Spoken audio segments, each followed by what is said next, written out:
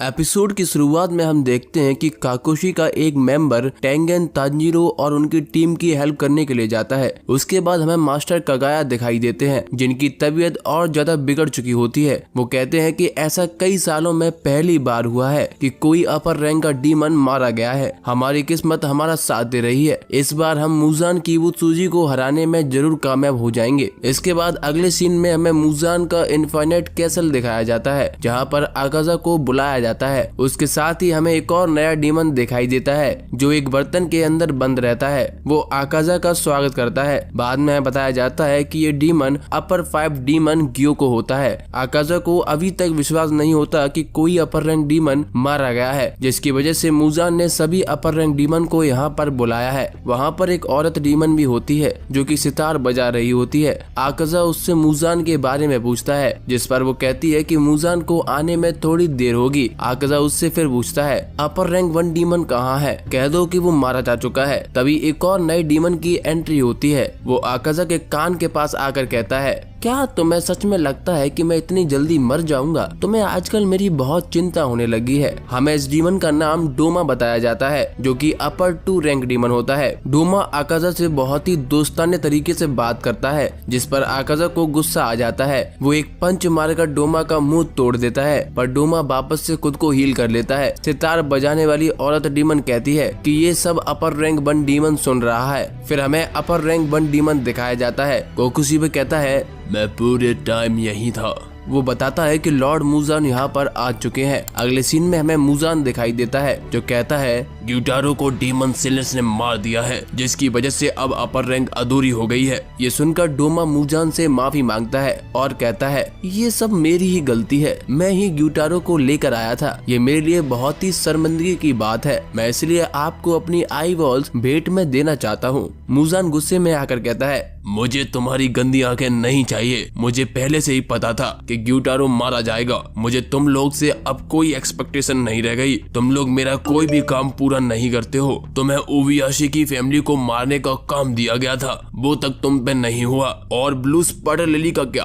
हाँ, तुम 100 सालों से अब तक उसे नहीं ढूंढ पाए। तुम लोग मेरे लिए किसी भी काम के नहीं हो। ये सुनकर सभी डीमन मुजान से माफी मांगते हैं। ग्योको मुजान से कहता है, मेरे पास आपके लिए कुछ जानकारी है जिससे आप अपने मकसद के और पास पहुंच जाएंगे। इसके बाद हमें दिखाया जाता है कि अगले सीन में मुजान के हाथ में ग्योको का सर होता है। ग्योको कहता है कि ये तो मेरा सौभाग्य है जो लॉर्ड मुजान ने खुद मेरा सर अपने हाथ से पकड़ा हुआ है। मुजान कहता है, ऐसा 113 साल में पहली बार हुआ है जब कोई अपर रैंक डीमन मारा गया है। मुझे अब बहुत गुस्सा आ रहा है। तुम लोग मुझे जो जानकारी देते हो तुम उसके जांच भी नहीं करते हो। अब तुम लोग इन चीजों पर ध्यान देना शुरू कर दो। मुजान ग्योको से कहता है, तुम हान टेंगू के साथ जाओ। उसके साथ जाकर अपनी जानकारी की पुष्टि करो। हान टेंगू अपर रैंक 4 डीमन होता है। ऐसा बोलकर मुजान वहां से चला जाता है। उसके बाद सभी डीमंस आपस में बात करने लगते हैं। डोमा ग्योको से पूछता है, तुम्हारे पास किस टाइप की इंफॉर्मेशन है? क्या मैं भी तुम्हारे साथ चल सकता हूँ? आकाजा इस बात पर गुस्सा हो जाता है और वो पीछे से आकर डोमा का आधा सर काट देता है और कहता है कि क्या लॉर्ड मुजान ने तुम्हें कोई ऑर्डर दिया था? तभी वहाँ पर अपर रैंक 1 डीमन कोकोशिबो आ जाता है जो आकाजा का हाथ काट देता है, जिसको देखकर आकाजा बहुत ही घबरा जाता है। कोकोशिबो आकाजा से कहता है, तुम हर बात कुछ ज्यादा ही कर देते हो। तुम्हें अपने सीनियर की रिस्पेक्ट करनी चाहिए। डोमा कोकोशिबो से कहता है, कोई बात नहीं, मैं तो ये सब चीजें एंजॉय कर रहा था। कोकोशिबो आकाजा से कहता है, अगर तुम्हें लगता है कि तुम ज्यादा अच्छे हो तो तुम्हें अपनी रैंक बढ़ाने के लिए लड़ाई करनी चाहिए। डोमा कोकोशिबो से कहता है, मैं आकाजा के बाद में आया हूँ। उसके बाद भी आकाजा रैंक 3 पर है। आकाजा हम दोनों को कभी भी नहीं हरा सकता। ये सुनकर आकाजा बहुत ज्यादा गुस्से में आ जाता है और वो कोकोशिबो से कहता है, मैं एक दिन तुम्हें भी मार दूंगा। जिस पर कोकोशिबो कहता है, ऐसा है क्या? देखेंगे। उसके बाद कोकोशिबो वहां से चला जाता है और थोड़ी ही देर में बाकी डीमंस भी वहां से चले जाते हैं।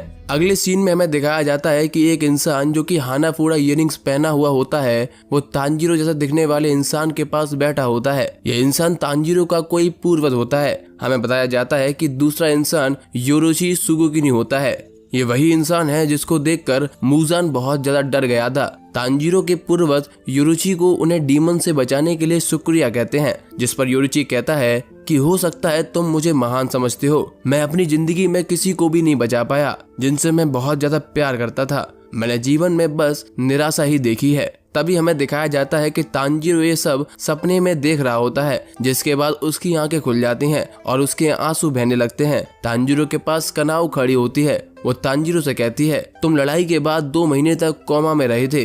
तभी हमें एक काकुशी दिखाया जाता है जिसका नाम गोटो होता है। वो तांजीरो के लिए कुछ खाने के लिए लेकर आता है और वो मन ही मन सोचता है कि वो तांजीरो और बाकी सभी से कैसे मिला। जैसे ही गोटो तांजीरो के पास पहुंचता है, तांजीरो उसे देखकर शुक्रिया कहता है। गोटो अचानक से तांजीरो को होश में देखकर घबरा जाता है और चौंक जाता है। वो कनाओ पर चिल्लाने लगता है। गोटो कहता है कि तांजीरो होश में आ गया है, ये तुमने पहले क्यों नहीं बताया। उसके बाद गोटो चिल्लाकर सभी लोगों को तांजीरो के पास बुलाने लगता है। जब सभी लोग तांजीरो के पास आ जाते हैं तो तांजीरो उनसे जेनित्सु, इनोसुके और टेंगेन के बारे में पूछता है। वो लोग बताते हैं कि जेनित्सु को एक मिशन पर भेज दिया गया है जहां पर वो बहुत ज्यादा डरा होता है। वो लोग बताते हैं कि टेंगेन भी अभी सही सलामत है। तांजीरो उनसे इनोसुके के बारे में पूछने लगता है, जिस पर वो लोग थोड़ा दुखी हो जाते हैं।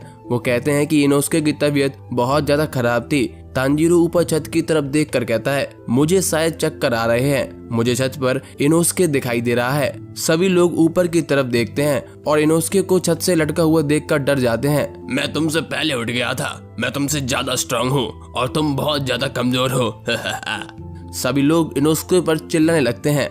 हम देखते हैं कि तांजीरो वापस से सो जाता है। कनाओ ये देखकर बाकी सब पर चिल्लाने लगती है और कहती है कि तांजीरो सो रहा है, उसे शांति से सोने दो। आगे हमें दिखाया जाता है कि तांजीरो की तबीयत पहले से थोड़ी ठीक हो चुकी है। इनोसुके भी अपने अगले मिशन के लिए जा चुका होता है। हमें जेनित्सु दिखाया जाता है जो कि हमेशा की तरह अपने मिशन पर जाने के लिए डर रहा होता है।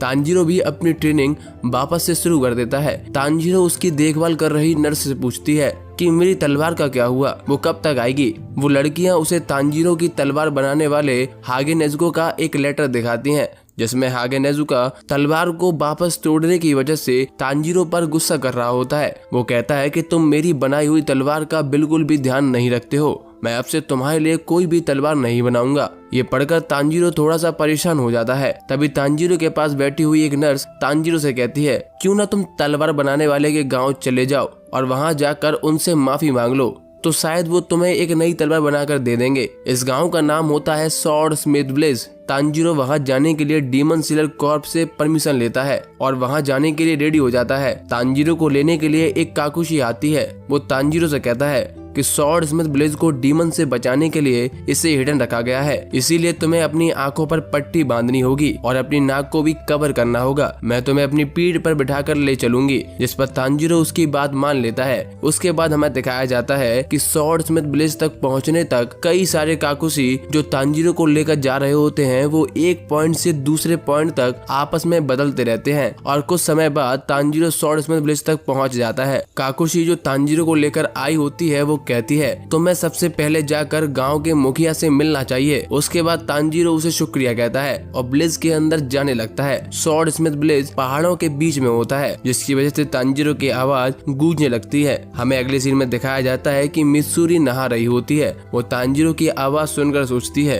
कि ये थोड़ी जानी पहचानी आवाज लग रही है, जरूर मेरा कोई दोस्त यहाँ आया होगा। इसके बाद अगले सीन में हमें दिखाया जाता है कि तांजीरो गांव के मुखिया से मिलता है। वहाँ पर सभी ने एक जैसे मास्क लगाए होते हैं। तांजीरो उन्हें यहाँ आने का रीजन बताता है, जिस पर मुखिया कहते हैं कि तुम्हें अपना सर झुकाकर अच्छे से हेलो बोलना चाहिए। तांजीरो अपना सर झुकाकर अपना पूरा नाम बताता है। आगे मुखिया कहता है कि हागे नेजुका गांव से कहीं लापता हो गया है, हम उसे अभी ढूंढ रहे हैं। जिस पर तांजीरो कहता है कि ये सब मेरी गलती है, मैंने उनकी बनाई हुई तलवार तोड़ दी थी। जिस पर मुखिया कहते हैं कि ये तलवार बनाने वाले की गलती थी। हागे नेजुका फॉल्टी तलवार बना रहा है और उसने मजबूत तलवार नहीं बनाई, जिसकी वजह से तलवार टूट गई। जब हागे नेजुका मिलेगा तब हम उसकी अच्छे से खबर लेंगे। गांव का मुखिया तांजीरो से कहता है तुम्हारी चोट अभी तक ठीक नहीं हुई है, तुम यहाँ रहकर कुछ दिन आराम कर सकते हो, तब तक हम हागे नेजुका को ढूंढ लेंगे। इसके बाद एक आदमी तांजीरो को नहाने की जगह पर ले जाता है। तांजीरो रास्ते में देखता है कि सभी लोग कड़ी मेहनत करके तलवार बना रहे होते हैं कुछ दूर चलने के बाद तांजीरो झरने के पास पहुंच जाता है। तभी वहां पर हमें मित्सुरी दिखाई देती है जो भागते हुए तांजीरो के पास आकर रोने लगती है। मित्सुरी तांजीरो से कहती है कि ऊपर एक इंसान था, जब मैंने उससे उसका नाम पूछा तो उसने मुझे इग्नोर कर दिया। तांजीरो मित्सुरी को चुप कराते हुए कहता है आज खाने में कुछ अच्छा बनने वाला है, जिसको सुनकर मित्सुरी बहुत ज्यादा खुश हो जाती है और खाने के लिए चली जाती है। उसके बाद तांजीरो नहाने के लिए जाता है और अचानक से तांजीरो के ऊपर एक दांत गिरता है और वो देखता है कि गेन्यो वहाँ खड़ा हुआ है और हमें दिखाया जाता है कि वो दांत गेन्यो का होता है और गेन्यो भी तांजीरो को पूरी तरीके से इग्नोर कर देता है। अगले सीन में हमें दिखाया जाता है कि तांजीरो, नेजुको और मित्सुरी खाना खा रहे होते हैं। तांजीरो कहता है कि नहाते समय तुम जिससे मिली थी उसका नाम गेन्यो शिनाजुगावा है, जिसको सुनकर मित्सुरी कहती है अच्छा, मतलब ये बिंड हाशिरा सानेबी शिनाजुगावा का छोटा भाई है। खाना खाने के बाद मित्सुरी और तांजीरो सोचते हैं कि अभी तक गेन्यो खाने के लिए नहीं आया है। उसके बाद दोनों लोग गेन्यो के लिए खाना लेकर जाते हैं। तांजीरो रास्ते में मित्सुरी से पूछता है कि तुमने डीमन स्लेयर क्यों ज्वाइन किया। मित्सुरी कहती है मुझे एक ऐसे लड़के की तलाश है जो मुझसे भी ज्यादा स्ट्रांग हो और मेरा ख्याल रख सके, इसीलिए मैंने डीमन स्लेयर ज्वाइन किया था। ये सुनकर तांजीरो हैरान हो जाता है। उसके बाद एक काकुशी उनके पास आती है। वो मित्सुरी कहती है हम आपकी तलवार बनाते समय उसमें कुछ चेंजेस कर रहे हैं, अगर आपको देखना है तो आप हमारे साथ आ सकती हैं। जिस पर मित्सुरी उससे चलने के लिए हाँ कर देती है। मित्सुरी तांजीरो से कहती है तुम बहुत ही स्ट्रांग हो गए हो, तुमने अपर रैंक 6 डीमन को हराया है। ये एक्सपीरियंस सभी लोग को नहीं मिल पाता। मुझे पता है तुम आगे चलकर एक अच्छे डीमन स्लेयर बनोगे, बस तुम मेहनत से अपने काम को और अच्छे से करते रहो। ये सुनकर तांजीरो बहुत ज्यादा मोटिवेट फील करता है और कहता है कि तुम देखना, मैं मुजान किबुत्सुजी को जरूर हरा दूंगा। ये सुनकर मित्सुरी बहुत ही ज्यादा खुश हो जाती है। मित्सुरी तांजीरो से कहती है मैं तुम्हें एक राज की बात बताती हूँ, यहाँ स्वॉर्ड स्मिथ विलेज में एक ऐसा हथियार है जो तुम्हें बहुत ज्यादा स्ट्रांग बना देगा, बस तुम्हें ये खुद ढूंढना होगा। ये बोलकर मित्सुरी वहाँ से चली जाती है। अगली सुबह तांजीरो अपनी ब्रीदिंग प्रैक्टिस कर रहा होता है और नाश्ता करके उस हथियार की खोज में चला जाता है। वहाँ तांजीरो देखता है कि एक और हाशिरा जिसका नाम म्यूचिरो है, वो एक इंसान से बहस कर रहा होता है। वो इंसान म्यूचिरो को एक चाबी देने के लिए मना कर रहा होता है। तांजीरो देखता है कि उसके पीछे एक इंसान और खड़ा हुआ है जिसने हानाफूड़ा इयररिंग्स पहनी हुई है और उसके बाल लंबे और लाल रंग के हैं। उस इंसान को देखकर तांजीरो शॉक हो जाता है और इसी के साथ ये एपिसोड खत्म हो जाता है। इस एपिसोड की स्टार्टिंग में हम देखते हैं कि म्यूचिरो एक मास्क वाले बच्चे से किसी चाबी को लेकर बहस कर रहा होता है और उस मास्क वाले बच्चे के पीछे हमें योरिची जैसे दिखाई देने वाली एक डॉल दिखाई देती है। तांजीरो दूर से ये सब देख रहा होता है। हम देखते हैं कि बहस करते हुए म्यूचिरो उस बच्चे को मारना शुरू कर देता है। ये देखकर तांजीरो उसे बचाने के लिए आ जाता है। म्यूचिरो तांजीरो के पेट में एक पंच मारता है जिससे तांजीरो जमीन पर गिर जाता है। म्यूचिरो तांजीरो से कहता है तुम एक डीमन स्लेयर बनने के लिए बहुत कमजोर हो, तुम्हारे पीठ पर टंगे हुए इस बॉक्स में क्या है? मुझे ऐसा लग रहा है कि इस बॉक्स में कोई डीमन है। तांजीरो गुस्से में आकर म्यूचिरो से कहता है तुम उस बॉक्स से दूर रहो। उसके बाद तांजीरो उस मास्क वाले बच्चे से पूछता है क्या तुम ठीक हो? वो बच्चा तांजीरो से बचते हुए कहता है कि मैं ये चाबी किसी को भी नहीं दूंगा, चाहे तुम मुझे कितना भी टॉर्चर कर लो। वो बच्चा चिल्लाते हुए म्यूचिरो से कहता है मैं तुमसे आखिरी बार कह रहा हूँ, ये टूटने वाला है। म्यूचिरो कहता है कि अगर ये टूटने वाला है तो तुम दूसरा बना लोगे। तुम एक तलवार बनाने वाले हो, तुम केवल उसी काम में अच्छे हो,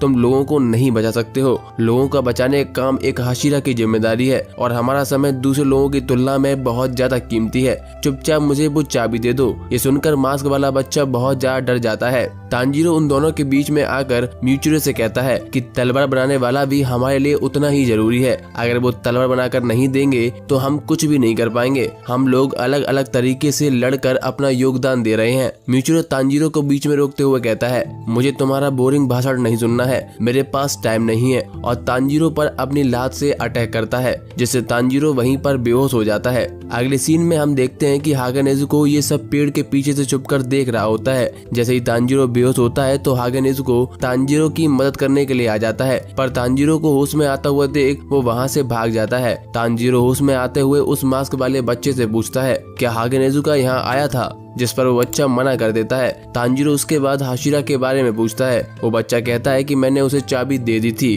तो वो चाबी लेकर यहाँ से जा चुका है। तांजीरो उस बच्चे से माफी मांगता है और कहता है कि मैं तुम्हारी ज्यादा हेल्प नहीं कर पाया, पर वो बच्चा तांजीरो को शुक्रिया कहता है। तांजीरो उसके बाद उस बच्चे से पीछे खड़ी हुई डॉल के बारे में पूछता है। वो बच्चा बताता है कि वो एक मैकेनिकल डॉल है जो एक चाबी से चलती है। इस डॉल को 108 तरीके से लड़ने की स्टाइल आती है। इसका नाम योरुची टाइप 0 है। मिचिरो को ये डॉल ट्रेनिंग करने के लिए चाहिए थी, तभी हमें तलवार टकराने की आवाज आती है, जिसको सुनकर तांजीरो और मास्क वाला बच्चा उस आवाज की तरफ भागते हैं। अगले सीन में हम देखते हैं कि मिचिरो योरुची टाइप 0 के साथ अपनी ट्रेनिंग कर रहा होता है। वो मास्क वाला बच्चा तांजीरो को आगे बताता है कि ये डॉल उसके पूर्वजों ने बनाई थी। तांजीरो उससे पूछता है कि इसके 6 हाथ क्यों हैं। वो बच्चा बताता है कि मैंने अपने पिता से सुना था कि ये एक रियल तलवारबाज को देखकर बनाई गई थी, पर उस तलवारबाज के मूवमेंट इतने तेज थे कि उसको कवर करने के लिए इस डॉल में 6 हाथ लगाने पड़े। तांजीरो को योरुची का फेस जाना पहचाना लगता है। वो आगे पूछता है कि क्या तुम इस इंसान को जानते हो।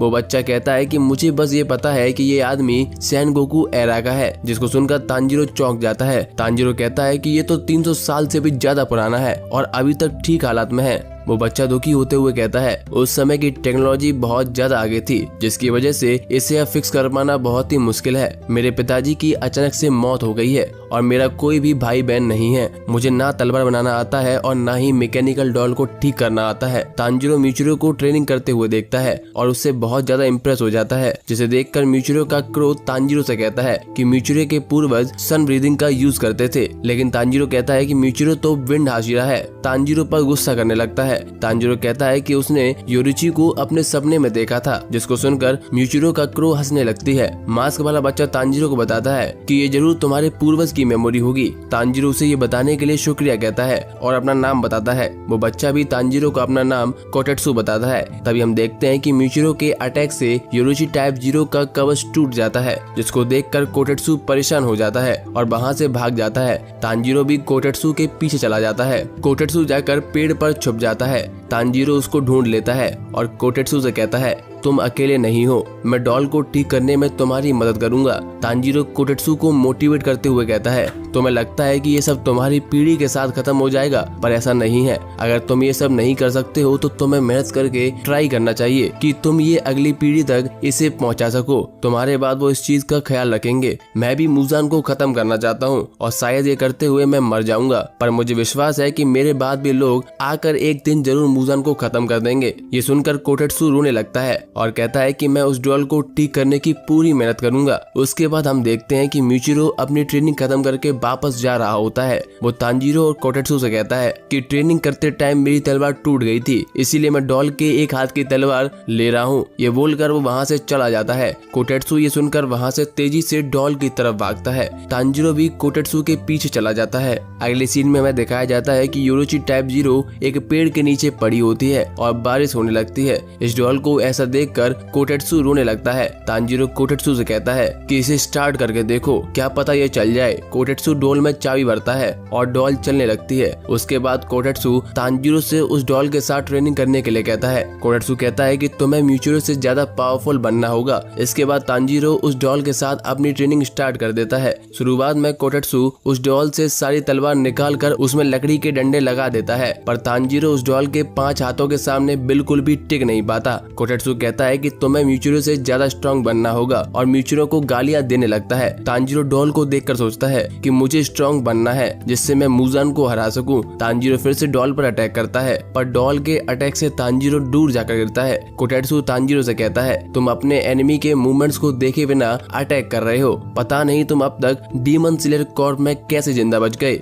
आगे अब मैं तुम्हें सिखाऊंगा कि कैसे लड़ाई करनी चाहिए। जब तक तुम मेरी बात नहीं मानोगे तब तक तुम्हें कुछ भी खाना या पीने को नहीं दिया जाएगा। इसके बाद तांजीरो दिन रात अपनी ट्रेनिंग जारी रखता है, पर डॉल पर एक भी अटैक नहीं कर पाता। हमें बताया जाता है कि तांजीरो को ट्रेनिंग करते हुए 5 दिन हो चुके होते हैं और कुछ न खाने और पीने की वजह से तांजीरो की हालत बहुत ज्यादा खराब हो चुकी होती है। तभी हमें दिखाया जाता है कि लड़ाई करते समय तांजीरो को एक सपना आता है जिसमें तांजीरो एक पुल के ऊपर चल रहा होता है, पर तांजीरो भूख की वजह से चक्कर खाकर नदी में गिर जाता है। बहुत सारे हाथ आकर तांजीरो की बॉडी को पकड़ लेते हैं। तभी तांजीरो को पानी में एक चमकदार पत्थर दिखाई देता है। तांजीरो उस पत्थर के पास जाकर उसे पकड़ लेता है उसके बाद अगले सीन में हम वापस प्रेजेंट में आते हैं। तांजीरो को एक स्मेल आती है जहाँ पर तांजीरो सोचता है कि ये किस तरह की स्मेल है और अचानक से तांजीरो उस डॉल के मूवमेंट्स को पढ़ने लग जाता है और उस पर पलटकर एक अटैक कर देता है, पर अटैक बहुत ही कमजोर होता है। तांजीरो ने इतनी ट्रेनिंग के बाद डॉल पर अपना पहला अटैक किया होता है। इससे खुश होकर कोटेत्सु तांजीरो को थोड़ा खाने के लिए देता है। खाने के बाद तांजीरो थोड़ा अच्छा महसूस करता है और वो वापस से ट्रेनिंग में लग जाता है। अब योरिची जीरो से फाइट करते टाइम तांजीरो बहुत अच्छे से डॉल के मूवमेंट्स को समझ पाता है और उसकी गर्दन पर अटैक करने ही वाला होता है, लेकिन तांजीरो सोचता है कि अगर मैंने इस डॉल को तोड़ दिया तो क्या होगा। कोटेत्सु ये देखकर चिल्लाते हुए तांजीरो से कहता है, तुम रुको मत, अगर ये डॉल टूट भी जाती है तो मैं इसे फिक्स कर दूंगा। मैं चाहता हूँ कि तुम सबसे ज्यादा स्ट्रांग बनो।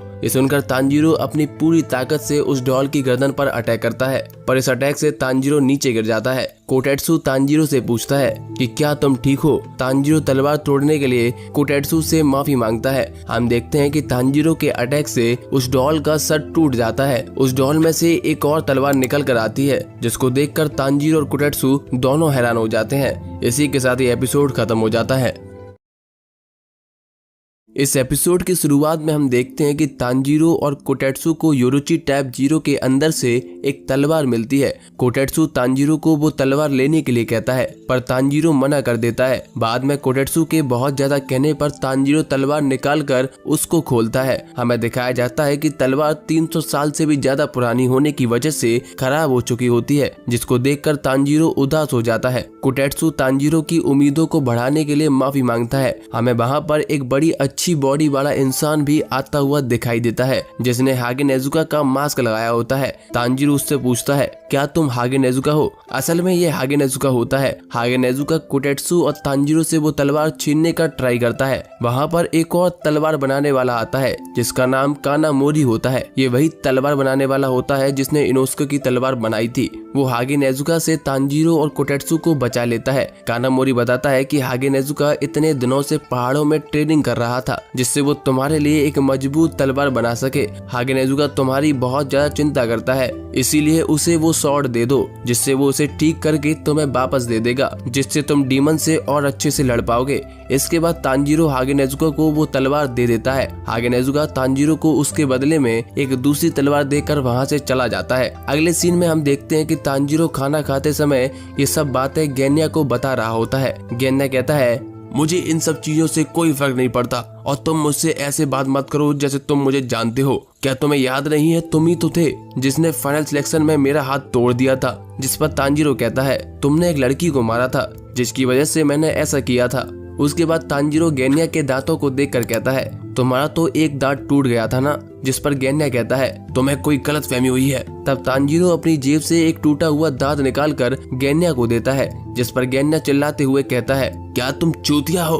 और तांजीरो को लात मारकर अपने पास से भगा देता है। अगले सीन में तांजीरो नेजुको की चोटी बनाते हुए गेन्या के बारे में सोचता है और कहता है कि शायद गेन्या भूखा होगा, इसीलिए वो गुस्सा कर रहा था। हमने साथ में नहा लिया था, अब मैं कल गेन्या को साथ में खाने के लिए भी इनवाइट करूंगा। इसके बाद हमें दिखाया जाता है कि कानामोरी नहाकर वापस आ रहा होता है। उसे रास्ते में सुंदर सा बर्तन दिखाई देता है। कानामोरी उस बर्तन के पास जाता है। बर्तन में से अपर मून 5 डीमन ग्योको निकलकर उस इंसान को खा जाता है। ग्योको कहता है, इसका स्वाद बहुत ही ज्यादा खराब है, पर मुझे कोई फर्क नहीं पड़ता। हम जैसे ही गांव के लोगों को मार देंगे उसके बाद डीमन स्लेयर बहुत ही कमजोर हो जाएंगे। हमें ग्योको के साथ अपर रैंक डीमन हानटेंगु भी दिखाई देता है। हानटेंगु कहता है, ग्योको की जानकारी की वजह से हमने इस गांव को खोज लिया है, हमें जल्दी करनी होगी। लॉर्ड मुजान पहले ही बहुत ज्यादा गुस्से में है, हम उन सभी लोगों को मार देंगे जो लॉर्ड मुजान के खिलाफ है। अगले सीन में हमें दिखाया जाता है कि गेन्या अपनी तलवार बनाने वाले के घर जाता है,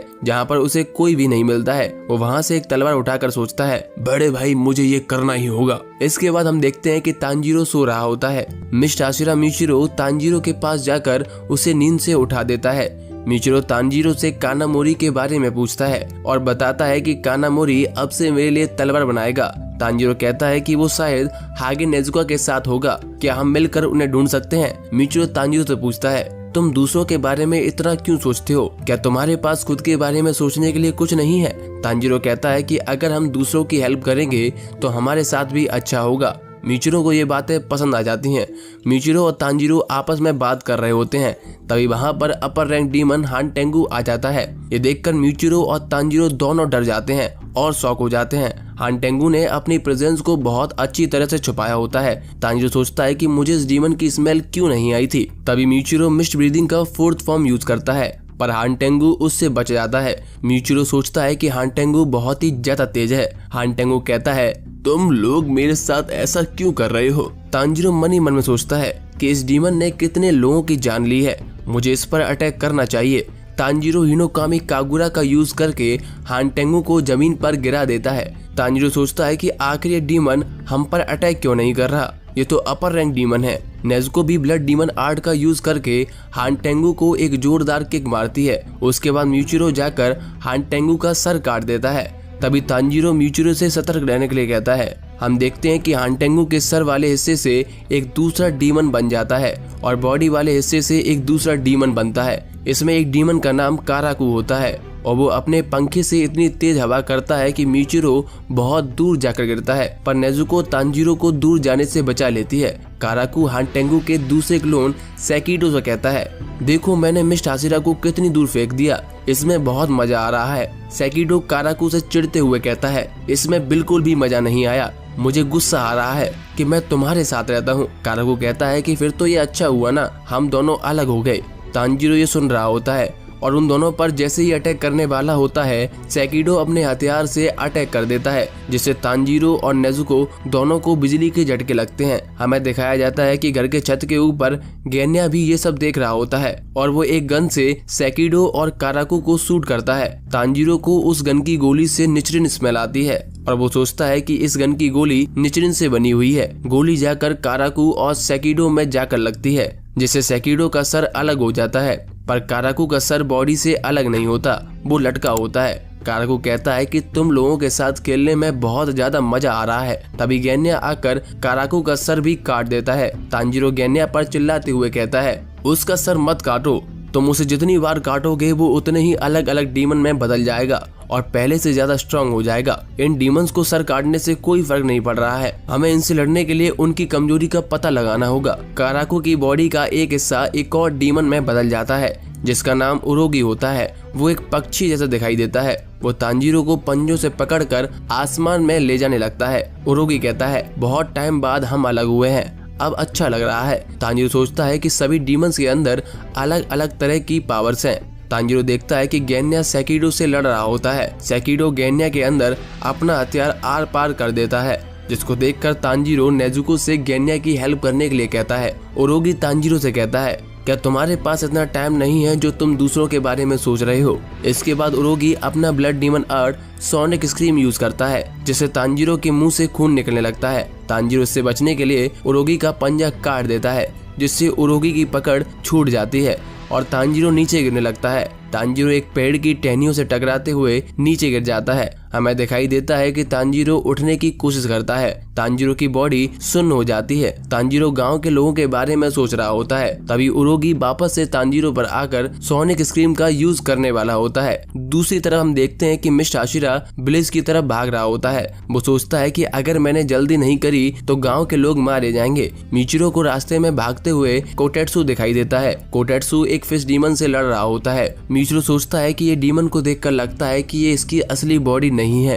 तो ये ज्यादा नुकसानदायक नहीं है। गांव के मुखिया और अच्छे तलवारबाजों को बचाना मेरी पहली प्रायोरिटी होनी चाहिए। फिर मिचिरो को तांजीरो की बात याद आती है, जहां तांजीरो कहता है कि अगर हम दूसरों की हेल्प करेंगे तो हमारे लिए भी अच्छा ही होगा। फिश डीमन कोटेत्सु को खाने ही वाला होता है, तभी मिचिरो उस डीमन का हाथ काट देता है। कोटेत्सु कहता है कि आखिर तुमने मुझे बचा ही लिया। मिचिरो कहता है कि जल्दी करो और यहाँ से भाग जाओ, तुम मेरी लड़ाई के बीच में आ रहे हो। और इसी के साथ ये एपिसोड खत्म हो जाता है।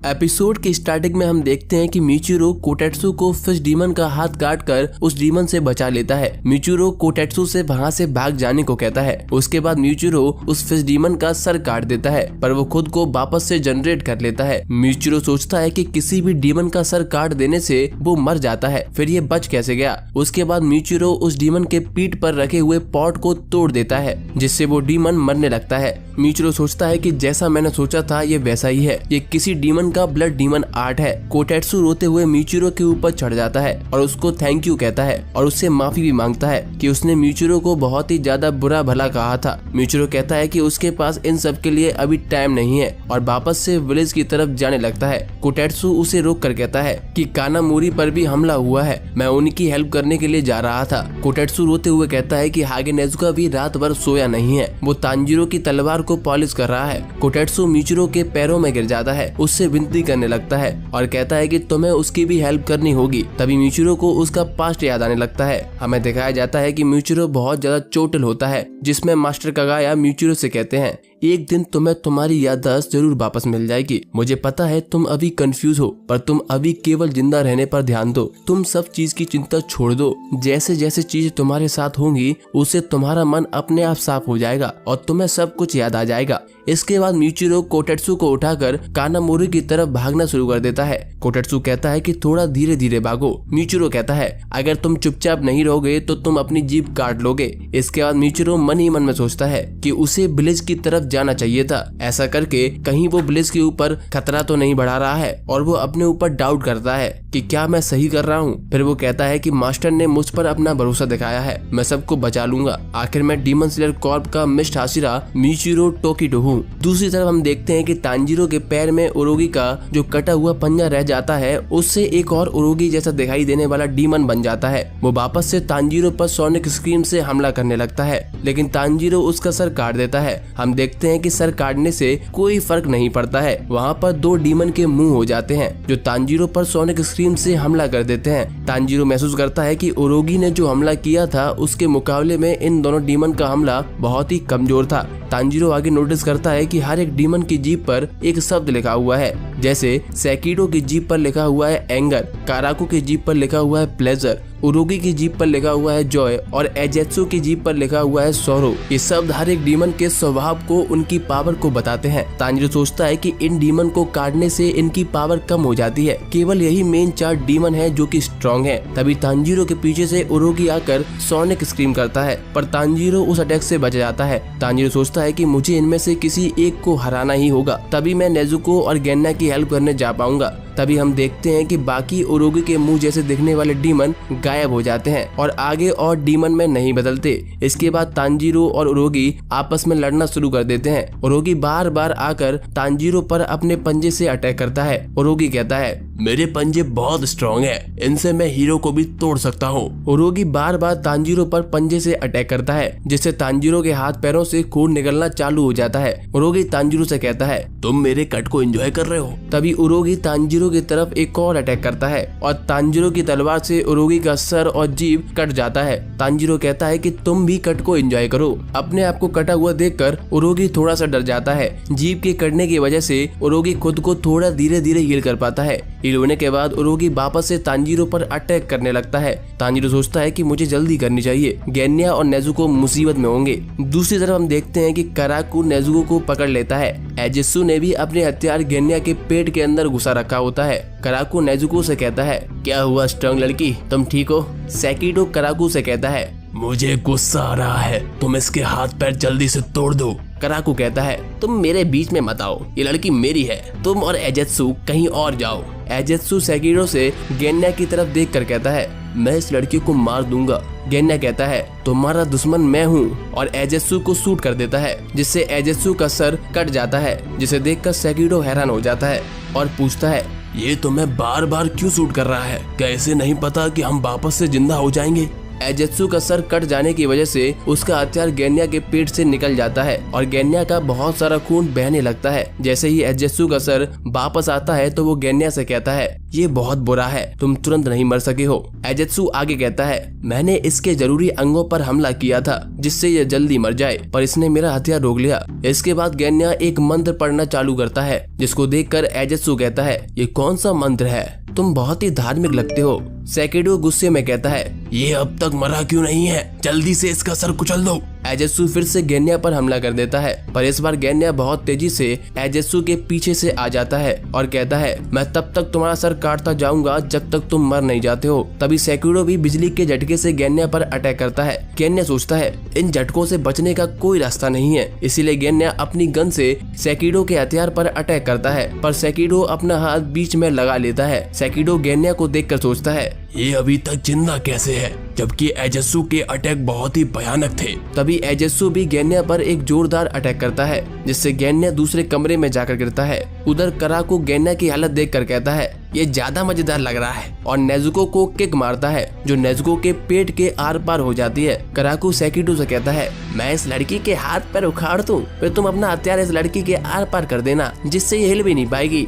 उसके बाद कराकू नेजुको के हाथों को उखाड़ने की कोशिश करता है। नेजुको बचने के लिए अपनी एक सिग्नेचर किक करती है और कराकू का सर तोड़ देती है। नेजुको की ये किक का मजा लेने के बाद कराकू बहुत ज्यादा चौंक जाता है। फिर कराकू का सर वापस आ जाता है। कराकू नेजुको का एक हाथ तोड़ देता है। नेजुको अपने ब्लड डीमन आर्ट का यूज करती है, जिससे कराकू जलने लगता है। उसके बाद नेजुको भी कराकू का वो हाथ तोड़ देती है जिस हाथ में फैन रहता है। उसके बाद नेजुको कराकू का फैन का यूज करके उसे दूर उड़ा देती है। उसके बाद जैसे ही नेजुको सेकिरो पर अटैक करने वाली होती है, सेकिरो वापस से नेजुको को बिजली के झटके दे देता है और अपने हथियार से नेजुको की गर्दन में घुसा देता है। दूसरी तरफ तांजीरो को भी उरोगी से लड़ने में बहुत मुश्किल आ रही होती है। तांजीरो सोचता है कि लड़ना बहुत ज्यादा मुश्किल हो रहा है, मुझे ये करना ही होगा। गेन्या और नेजुको तुम बस मेरा इंतजार करो, मैं जल्दी ही आ रहा हूँ। उधर गेन्या वापस से एक मंत्र पढ़ रहा होता है। एजेत्सु सोचता है कि गेन्या अभी तक जिंदा कैसे है। एजेत्सु कहता है तुम कौन हो? गेन्या हंसते हुए कहता है मेरा नाम गेन्या शिनाजुगावा है जो तुम्हें मारेगा।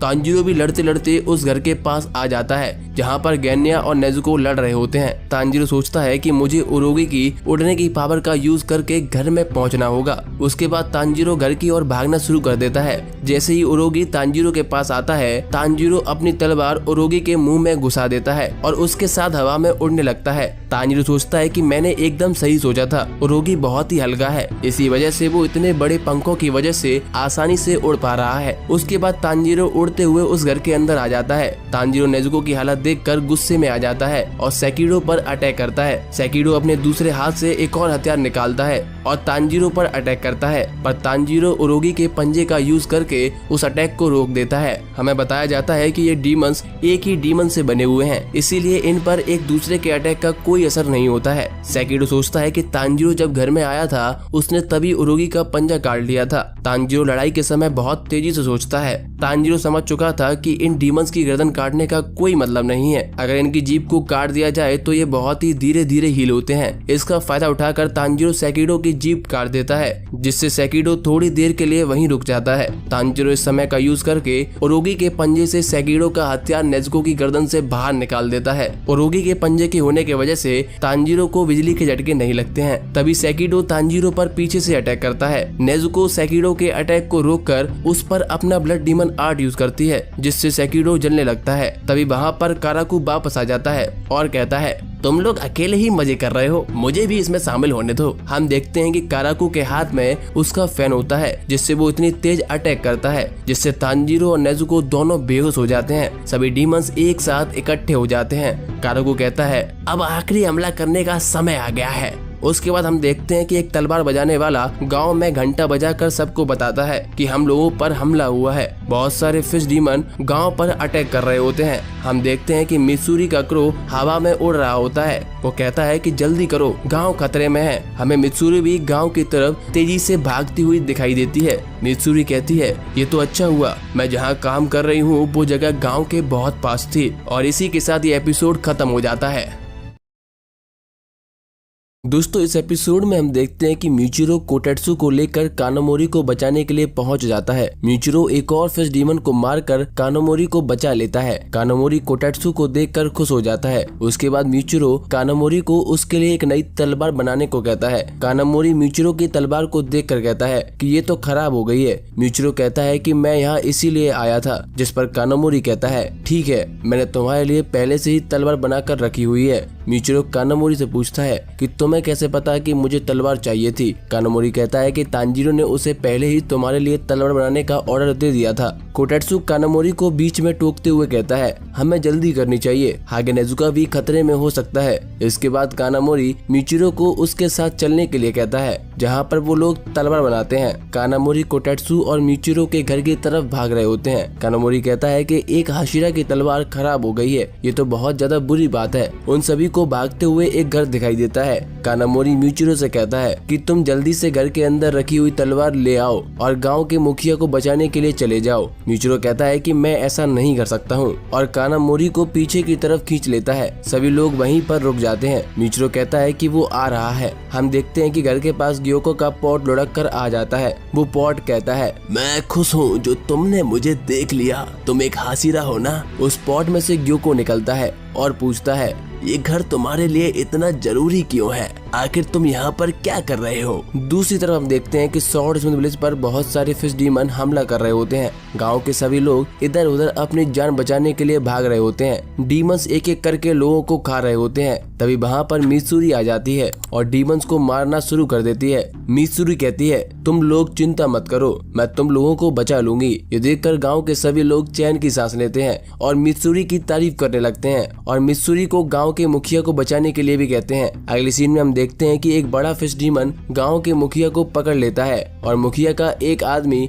फिश डीमन से लड़ रहा होता है। वो फिश डीमन गांव के मुखिया की रक्षा कर रहे डीमन स्लेयर्स को भी मार देता है। तभी मित्सुरी वहां आ जाती है। मित्सुरी गांव के मुखिया से कहती है, तुम ज्यादा हिलो मत, तुम्हें सारी चोट अंदरूनी लगी हुई है। मित्सुरी के हाथ में एक तलवार होती है जो बाकी डीमन स्लेयर से बहुत ज्यादा अलग होती है। ये तलवार काफी लंबी और फ्लेक्सिबल होती है। ये तलवार को देखकर मुखिया का आदमी चौंक जाता है। वो सोचता है कि ये तलवार मुखिया ने खुद बनाई है। उसने इस तलवार के बारे में काफी सुना है। मित्सुरी लव ब्रीदिंग का पहला फॉर्म यूज करके उस जीवन को काट देती है और कहती है, जो लोग दूसरों को नुकसान पहुंचाते हैं, मेरे दिल में उनके लिए कुछ नहीं होता है। मित्सुरी के काटने की वजह से डीमन मरने लगता है। जैसे ही गांव का मुखिया नीचे गिर रहा होता है, मित्सुरी उसे पकड़ लेती है और रोते हुए कहती है, क्या तुम ठीक हो? गाँव का मुखिया कहता है, ये तो एक सपना जैसा है, मुझे एक सुंदर लड़की ने पकड़ा हुआ है, मैं बहुत ज्यादा खुश हूँ। मुखिया का आदमी मित्सुरी से कहता है, मैं भी सर के बल गिरा हूँ, मेरा भी हाथ पकड़ लो ना। मुखिया चिल्ला कर कहता है, तुम हमारे बीच में मत आओ।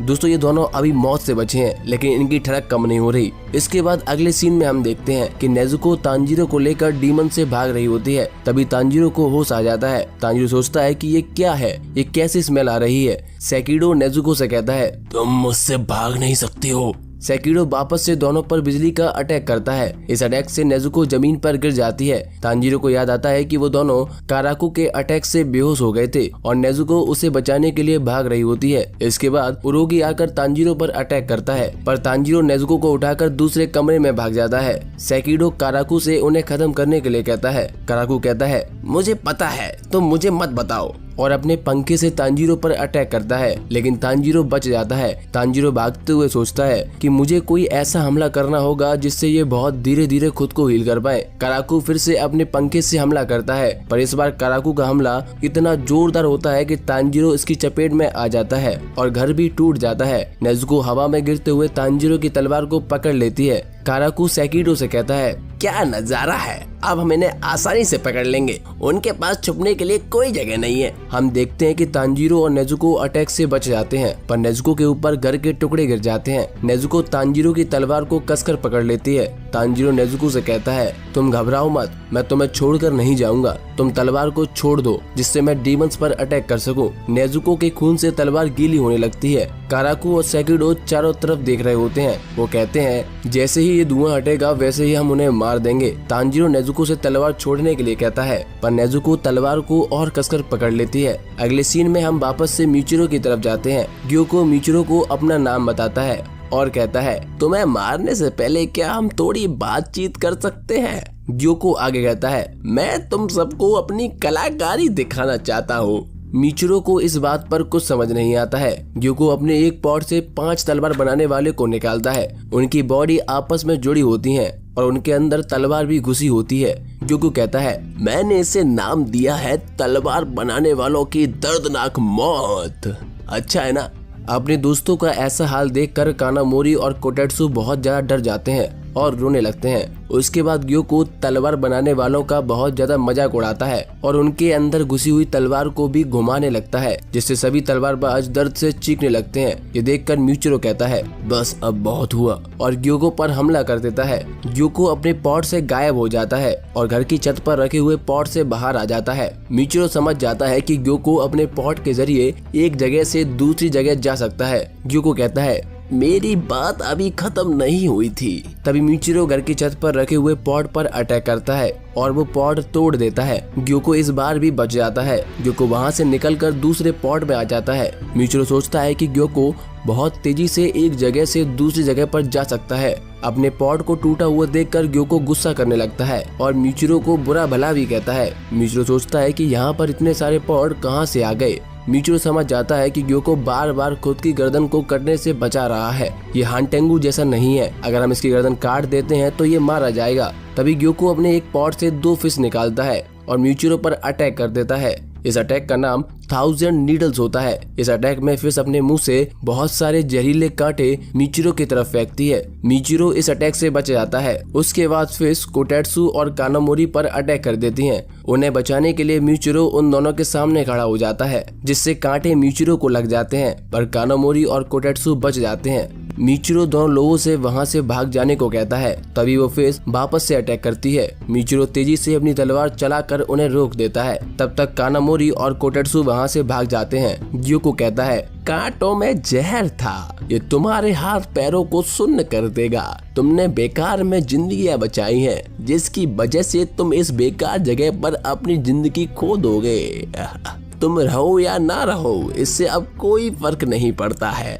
तभी म्यूचिरो को एक आधा चेहरा दिखाई देता है जो उसे कहता है तुम्हारी जिंदगी बेकार है। म्यूचिरो सोचता है कि ये कौन था। कोई उसे ये बात पहले भी कह चुका है, पर उसे कुछ भी याद नहीं आ रहा होता है कि उसे ऐसा किसने कहा था। म्यूचिरो को अपना थोड़ा बहुत पास्ट याद आने लगता है, जिसमें गर्मियों की रात होती है और घर के अंदर म्यूचिरो बैठा हुआ होता है। म्यूचिरो सोचता है कि घर का दरवाजा खुला हुआ था, शायद गर्मी की वजह से खुला हुआ होगा। आगे ग्योको म्यूचिरो से कहता है तुम एक हाशिरा हो ना, आखिर मैं एक हाशिरा से किस तरह का आर्ट बना सकता हूँ। म्यूचिरो ग्योको से कहता है मैं नहीं, तुम्हारी ये बकवास बेकार है, और ग्योको की गर्दन पर अटैक कर देता है। लेकिन ग्योको अपने वाटर प्रेजन पॉड का यूज करके म्यूचिरो को एक वाटर पॉड में कैद कर लेता है। ग्योको कहता है घुटन से मरना कितना स्टाइलिश और सुंदर है। तुम्हारी तलवार जब मेरी गर्दन को काटने वाली थी तो ये फीलिंग बहुत ही ज्यादा अच्छी थी। म्यूचिरो पानी को अपनी तलवार से काटने का ट्राई करता है, पर उसे कुछ नहीं होता है। म्यूचिरो उसके अंदर से सांस भी नहीं ले पाता है।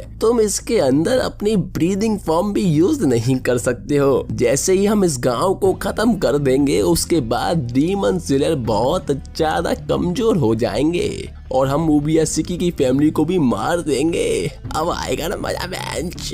अगले सीन में हम देखते हैं कि नेजुको के खून से तांजीरो की पूरी तलवार भीग चुकी होती है। उसके बाद नेजुको उस पर अपना ब्लड डीमन आर्ट यूज करती है। तांजीरो देखता है कि उसकी तलवार जलने लगती है, जिससे तांजीरो की तलवार का टेम्परेचर बढ़ जाता है और तांजीरो की काली तलवार अब लाल रंग की हो जाती है। तांजीरो इस तलवार को एक्सप्लोडिंग ब्लड ब्लेड कहता है। हम अगले सीन में देखते हैं कि तांजीरो के एंसेस्टर आपस में बात कर रहे होते हैं कि योरुची की काली तलवार लड़ाई के समय लाल हो जाती है। तांजीरो सोचता है कि ये मेरे एंसेस्टर की यादें हैं। मेरी तलवार अब हानाफूड़ा इयररिंग्स वाले इंसान के जैसे दिख रही है, पर ये नेजुको के खून की वजह से हुई है। ये उस तलवारबाज से अलग है, पर हमारी तलवार सेम है। मैं जैसे जैसे स्ट्रांग होता जा रहा हूँ, डीमंस भी स्ट्रांग हो रहे हैं। सभी लोगों ने अब तक मेरे डीमंस को हराने में हेल्प करी है। मुझे उनकी उम्मीदों पर खरा उतरना है। ऐसा बोलकर तांजीरो सेकिडो और काराकू के पीछे आ जाता है। तांजीरो को देखकर काराकू और ओरोगी मजाक उड़ाते हैं, पर सेकिडो को मुजान की मेमोरी याद आने लगती है। सेकिडो सोचता है तांजीरो की तलवार भी योरुची जैसी लाल हो गई है। योरुची जिसने मुजान को लगभग मार दिया था।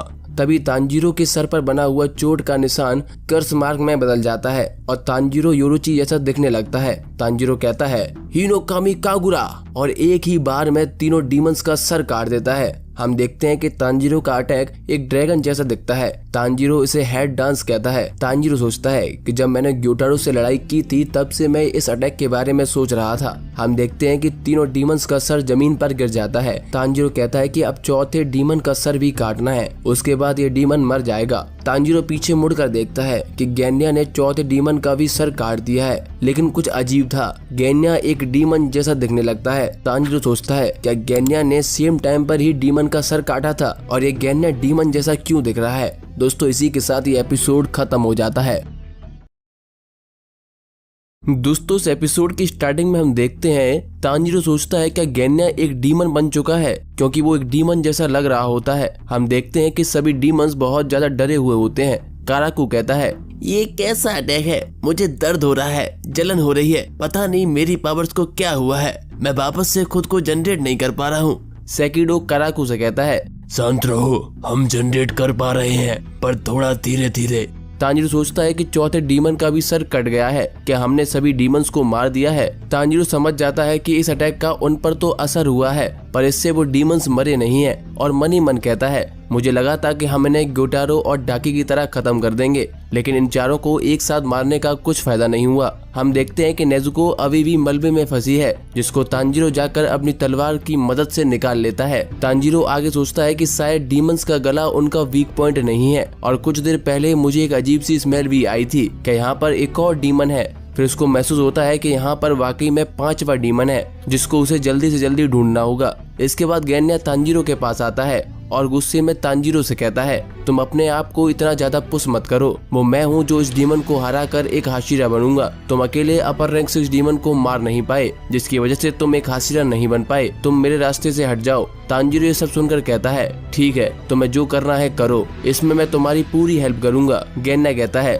क्या तुम मेरा मजाक उड़ा रहे हो। गेन्या तांजीरो की आंखों में देखता है और समझ जाता है तांजीरो उसकी हेल्प करना चाहता है। तांजीरो गेन्या से कहता है यहाँ पर एक और डीमन है, हमें जल्दी से जल्दी उसे मारना होगा। तांजीरो आगे कहता है मैं और नेजुको तुम्हें बाकी डीमन से बचाएंगे, तुम बस 5वें डीमन का सर काट दो, मुझे जैसे ही वो डीमन मिल जाएगा मैं तुम्हें बता दूंगा। बस तुम एक बात का ध्यान रखना, कहीं गुस्से में आकर तुम मेरी बहन नेजुको को मत मार देना। तभी हम देखते हैं कि डीमंस की बॉडी हील हो जाती है और वो आकर डीमंस पर हमला शुरू कर देते हैं। गेन्या और नेजुको सभी डीमन से लड़ रहे होते हैं। तांजीरो 5वें डीमन की तलाश में निकल जाता है। काराकू और नेजुको लड़ रहे होते हैं। तभी काराकू अपने फैन से अटैक करता है, जिससे तांजीरो को हवा के झोंके लगते हैं। उससे उसे 5वें डीमन की स्मेल आने लगती है और तांजीरो 5वां डीमन को ढूंढ लेता है, जो कि खुद रियल हानटेंगू होता है। वो बहुत ज्यादा डर गया होता है। वो कहता है मुझे कोई नहीं ढूंढ पाएगा, मेरे बाकी के डीमंस उन लोगों को हरा देंगे।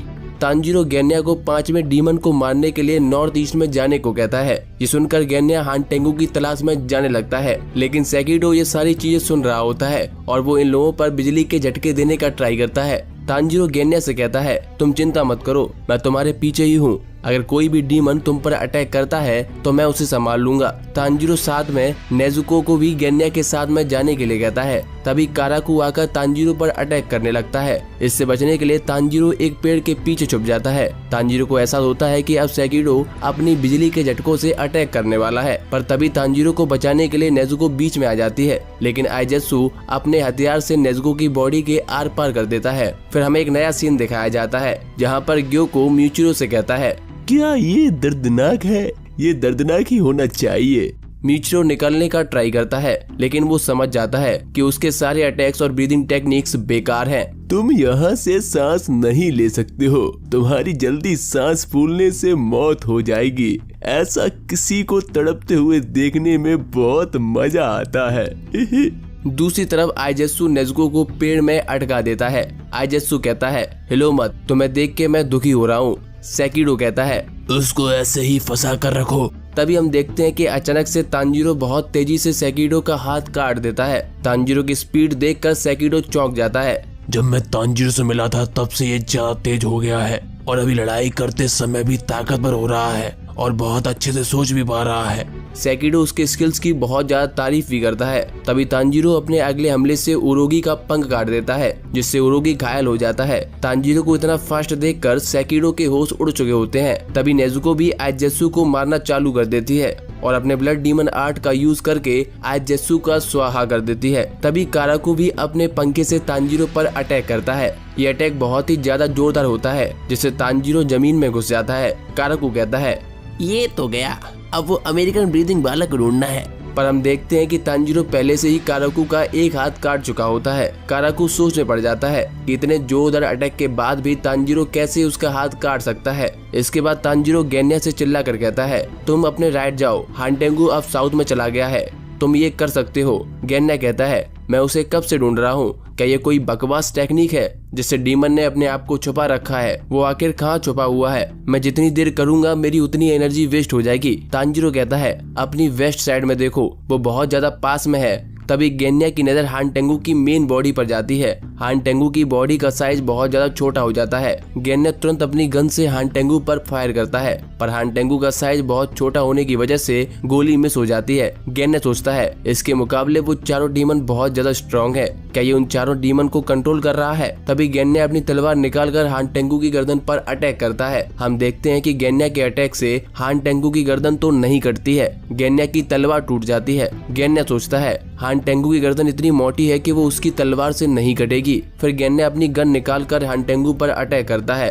पर उसका भी हानटेंगू पर कुछ असर नहीं होता है। तभी हम देखते हैं कि सेकिडो गेन्या के पीछे आ जाता है और गेन्या पर अटैक करने वाला होता है। गेन्या सोचता है कि मैं बहुत ज्यादा स्लो था, मैं इन डीमंस की तरह खुद को रीजनरेट नहीं कर सकता हूँ। गेन्या इसके बाद अपने भाई को याद करता है, भाई मैं एक हाशिरा बनना चाहता था जिससे तुम मुझे एक्सेप्ट कर लो। जो भी पास्ट में हुआ था मैं उसके लिए माफी मांगना चाहता था। हमें गेन्या का एक पास्ट भी दिखाया जाता है जिसमें गेन्या के हाथ में एक इंसान की लाश होती है और उसके सामने सरपेंट हाशिरा शानेमी खड़ा होता है। हमें एक फ्लैशबैक दिखाया जाता है जहाँ पर वो बोलता है, मेरी माँ की हाइट हम लोगों से बहुत छोटी थी, उनको मैंने कभी भी आराम करते हुए नहीं देखा, वो सुबह शाम काम करती रहती थी।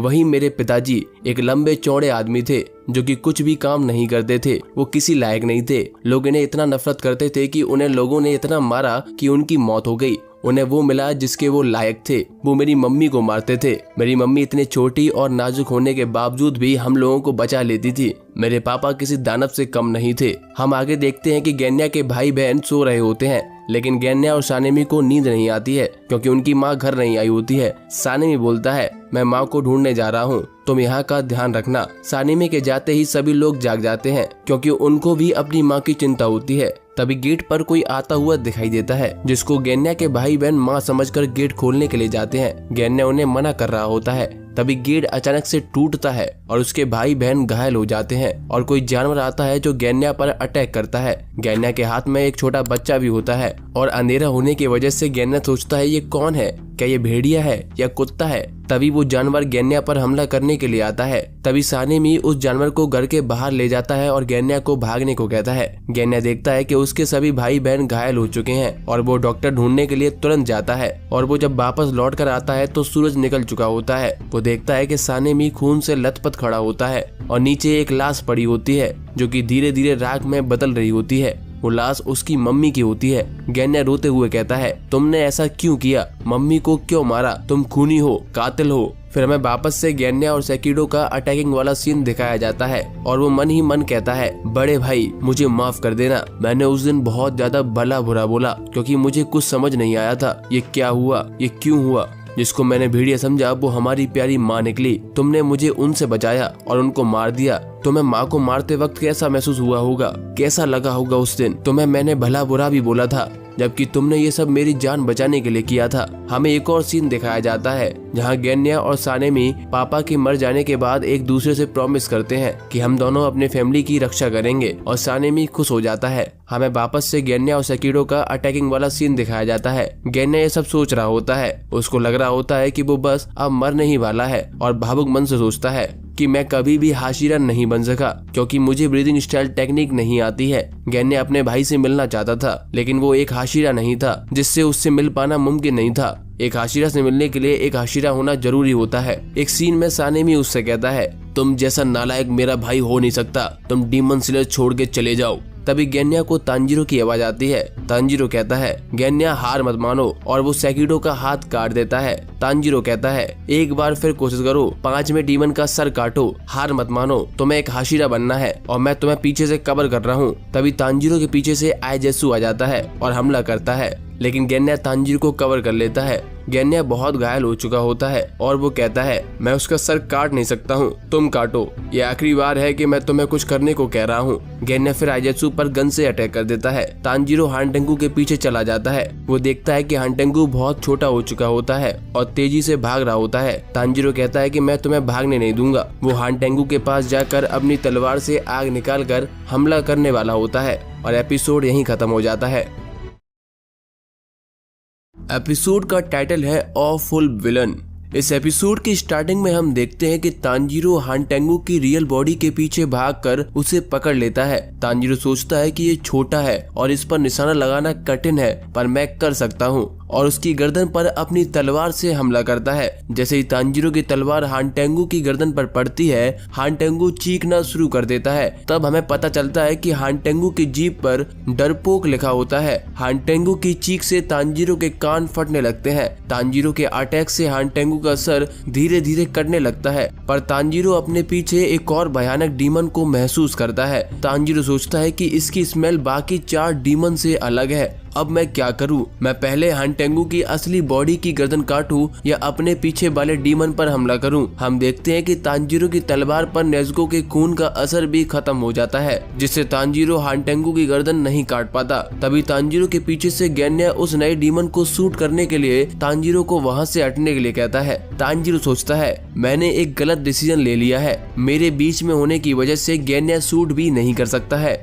हम देखते हैं कि वो नया 6th डीमन अपना एक ड्रम बजाता है, जिससे आसपास के सभी पेड़ ड्रैगन्स में बदल जाते हैं और तांजीरो पर हमला कर देते हैं। तांजीरो जैसे तैसे करके उनसे बचने की कोशिश करता है और नेज़ुको आकर तांजीरो को बचा लेती है, पर एक ट्री ड्रैगन नेज़ुको का पैर काट देता है, जिससे तांजीरो और नेज़ुको जमीन पर गिर जाते हैं। तांजीरो नेज़ुको से पूछता है क्या तुम ठीक हो? तांजीरो देखता है कि नेज़ुको का पैर वापस से हील हो चुका है, जिससे तांजीरो को चैन की सांस आती है। इसके बाद उस नए डीमन का फेस दिखाया जाता है। वो कहता है तुम लोग एक कमजोर को सता रहे हो, ये बहुत ही खराब बात है, अब ये मुझसे सहन नहीं होता है। तभी हमें उस डीमन की आंखों में दिखाया जाता है, जिस पर लिखा होता है अपर रैंक 4, जिसको देखकर तांजीरो डर जाता है। तांजीरो सोचता है क्या ये 6th डीमन है? मैं अब और नहीं झेल सकता हूँ। तांजीरो देखता है उसे अब बाकी के 4 डीमन की स्मेल नहीं आ रही है। गेन्या सोचता है कि मुझे कुछ समझ नहीं आ रहा, ये क्या हुआ? कुछ समय पहले ये एंगर डीमन सेकिडो था। उसके बाद गेन्या समझ जाता है जब तांजीरो हानटेंगु की गर्दन काट रहा था, तब सेकिडो ने पलक झपकते ही ओरोगी और काराकू को अब्जॉर्व कर लिया था। उसके बाद अगले ही पल में आईजेत्सु को भी अब्जॉर्व कर लिया था, जबकि वो मना कर रहा था, जिससे सेकिडो एक नए डीमन में बदल गया। गेन्या अपनी गन में गोली भरते हुए सोचता है ये अब पहले से ज्यादा स्ट्रांग हो गया है और ये एक बच्चे जैसा दिख रहा है। इसके बाद 6th डीमन हानटेंगु को बचाने के लिए उसे एक पेड़ के अंदर कैद कर लेता है। तांजीरो उसे रोकने के लिए आगे बढ़ता है, पर जैसे ही 6th डीमन तांजीरो की तरफ देखता है, तांजीरो सांस नहीं ले पाता। 6th डीमन और ज्यादा भयानक दिखने लगता है। तांजीरो सोचता है कि ये कितना डरावना है, मैं ढंग से सांस भी नहीं ले पा रहा हूँ। उसके बाद गेन्या हमला करने की सोच रहा होता है, पर 6th डीमन को देखकर गेन्या डर जाता है। वो गेन्या से कहता है मैं जो कर रहा हूँ क्या तुम्हें इससे कोई दिक्कत है? तुम विलन लोग मुझे इसका जवाब दो। गेन्या सोचता है कि इसकी आवाज बहुत भारी है और डरावनी है, मैं अपनी स्ट्रेंथ खो रहा हूँ। तांजीरो और नेज़ुको जैसे तैसे खुद को संभालते हैं। तांजीरो अपनी तलवार को कसकर पकड़ लेता है और कहता है आखिर हम विलन क्यों हैं? जिस पर वो 6th डीमन कहता है क्योंकि तुम लोग एक कमजोर को सता रहे थे, तुम एक कमजोर को मारने की कोशिश कर रहे थे जो तुम्हारी हथेली के जितना बड़ा है। हमें दिखाया जाता है कि हानटेंगु पेड़ के अंदर बैठकर रो रहा होता है और बहुत ही ज्यादा डर चुका होता है। 6th डीमन आगे कहता है तुम लोग बहुत बेकार हो और बहुत ही ज्यादा निर्दयी हो। इस पर तांजीरो गुस्से में आकर कहता है, तुम उसे कमजोर कह रहे हो? तुम्हें पता भी है कमजोर कौन है? तुम अपनी बकवास बंद करो। तुम लोगों को बस खून चाहिए। तुम लोगों ने कम से कम 100 से 200 लोगों को मारा होगा। उन लोगों ने तुम्हारा क्या बिगाड़ा था? क्या उन लोगों ने कुछ ऐसा काम किया था जिसके लिए तुम लोगों ने उन्हें मार दिया? तुम मेरे सामने मासूम होने का ड्रामा मत करो, जबकि तुमने कितने ही लोगों को मार कर खाया होगा। तुम लोगों को बिल्कुल भी माफ नहीं किया जा सकता। तांजीरो चिल्लाकर कहता है, मैं तुम्हारे सर को काट कर तुम सबको मार दूंगा। नेजुको और गेन्या भी ये सब सुन रहे होते हैं। गेन्या अभी भी अपनी जगह से हिल नहीं पाता है। वो सोचता है कि डीमन बहुत ही ज्यादा पावरफुल है। 6 डीमन आगे तांजीरो से कहता है, तुमने सब बोल लिया ना, या फिर अभी भी कुछ बाकी है? तांजीरो अपनी तलवार को आगे रखते हुए कहता है, तुम्हारा सर मैं खुद हाथ से काटूंगा। 6 डीमन कहता है, मैंने जिन लोगों को खाया है क्या वो तुम्हारे रिश्तेदार थे? तांजीरो मना करता है। तब 6 डीमन कहता है, फिर तुम्हें उससे क्या करना है? मैं किसी को भी खाऊं? तांजीरो कहता है, उससे मुझे फर्क पड़ता है। मैं बाकी लोगों को ऐसे मरने नहीं दे सकता हूँ। तुम लोगों को यूं ही मारते हो। तुम खुद ही एक विलन हो। ये सुनकर 6 डीमन गुस्से में आ जाता है और अपना एक ड्रम बजाता है, जिससे ड्रैगन बने हुए पेड़ तांजीरो पर हमला करते हैं। थिंक एनिमे को सब्सक्राइब करो मेरे भाइयों और 1 लाख सब्सक्राइबर तक पहुंचा दो। ही। अगले सीन में हम देखते हैं कि मोइचिरो अभी भी ग्योको के वाटर प्रिजन में कैद होता है। ग्योको मोइचिरो को देखकर खुश होते हुए कहता है, लोगों को घुटन से मरते हुए देखना कितना अच्छा लगता है। ये मेरी कलाकारी का ही कमाल है। मैं तुम्हें ऐसा मरता हुआ देखना चाहता हूँ। पर ये बगल वाली झोपड़ी में क्या है? मुझे वो भी देखना है। ये बोलकर ग्योको उस झोपड़ी में जाने के लिए वहां से चला जाता है। मोइचिरो अपनी बची हुई सांस का यूज करके मिस्ट ब्रीदिंग का फर्स्ट फॉर्म यूज करता है, पर उसका भी वाटर प्रिजन पर कोई असर नहीं होता है। मोइचिरो सोचता है, मेरी तलवार खराब हो चुकी है, इसीलिए मेरी इस टेक्निक का कोई असर नहीं हुआ है। मोइचिरो सोचता है कि मैं मरने वाला हूँ। वो मास्टर कगाया को याद करता है और मन ही मन कहता है, काश मुझे कोई बचाने आ जाता। मास्टर, मैं मरने वाला हूँ। अब आपको कम से कम 2 और नए हाशिरा को ढूंढना होगा। तभी मोइचिरो को तांजीरो की स्पिरिट दिखाई देती है। तांजीरो की स्पिरिट कहती है, तुम ऐसा क्यों सोचते हो? कोई नहीं जानता कि भविष्य में क्या होने वाला है। मोइचिरो सोचता है कि तांजीरो ने तो उसे ऐसा कभी कहा ही नहीं है। मोइचिरो सोच में पड़ जाता है कि ये बात उसे किसने कही थी। इसके बाद हम देखते हैं कि ग्योको झोपड़ी में जाता है, जहाँ पर कानामुरी पहरा दे रहा होता है। ग्योको को देखकर कानामुरी डर जाता है। ग्योको कहता है, तुम्हें क्या लगता है तुम मुझे रोक पाओगे? इसके बाद ग्योको अपने पॉट से एक फिश डीमन निकालकर कानामुरी पर हमला करता है, जिससे कानामुरी घायल हो जाता है। ग्योको कहता है, तुम इस झोपड़ी की रखवाली क्यों कर रहे हो? जरूर यहाँ पर गांव का मुखिया होगा। पर हम देखते हैं कि हागेनेजुका अपना पूरा ध्यान लगाकर तलवार को बना रहा होता है। ग्योको सोचता है कि गांव का मुखिया तो यहाँ नहीं है। वो हागेनेजुका को बुलाता है, पर हागेनेजुका तलवार को बनाने में इतना बिजी होता है कि वो ग्योको को अनसुना कर देता है। हागेनेजुका सोचता है कि इतनी अच्छी तलवार किसने बनाई है? उसने अपना नाम तक इस तलवार पर नहीं लिखा है, बस केवल एक अक्षर लिखा हुआ है। ग्योको ये देखकर चिढ़ जाता है। ग्योको मन ही मन कहता है, ये इतना ज्यादा अपने काम में फोकस कर रहा है कि मुझे सुन तक नहीं रहा। मैं एक कलाकार के रूप में इससे हार गया हूँ। हागेनेजुका को इतना फोकस देखकर ग्योको को बहुत ज्यादा गुस्सा आ जाता है और वो अपने पॉट से एक फिश डीमन को निकालता है। वो फिश डीमन से हागेनेजुका पर अटैक करता है। इससे हागेनेजुका का मास्क भी टूट जाता है। मास्क के टूट जाने से हमें हागेनेजुका का भी चेहरा दिखाया जाता है। हागेनेजुका डीमन के हमले से घायल हो जाता है, पर फिर भी तलवार बनाना नहीं रोकता है। हागेनेजुका कहता है, मुझे समझ आ गया कि इसे बनाने वाले ने इस पर अपना पूरा नाम क्यों नहीं डाला। इस तलवार का केवल एक ही मकसद है। हागेनेजुका को देखकर ग्योको और ज्यादा चिढ़ जाता है और कहता है, तुम्हें मारना बहुत ही आसान सजा होगी, पर इससे पहले मैं तुमसे वो तलवार छीनूंगा और तुम्हारा ध्यान तोड़ दूंगा। उधर दूसरी तरफ तांजीरो की स्पिरिट मोइचिरो को हौसला दे रही होती है, क्योंकि मोइचिरो सोचता है कि वो मरने वाला है।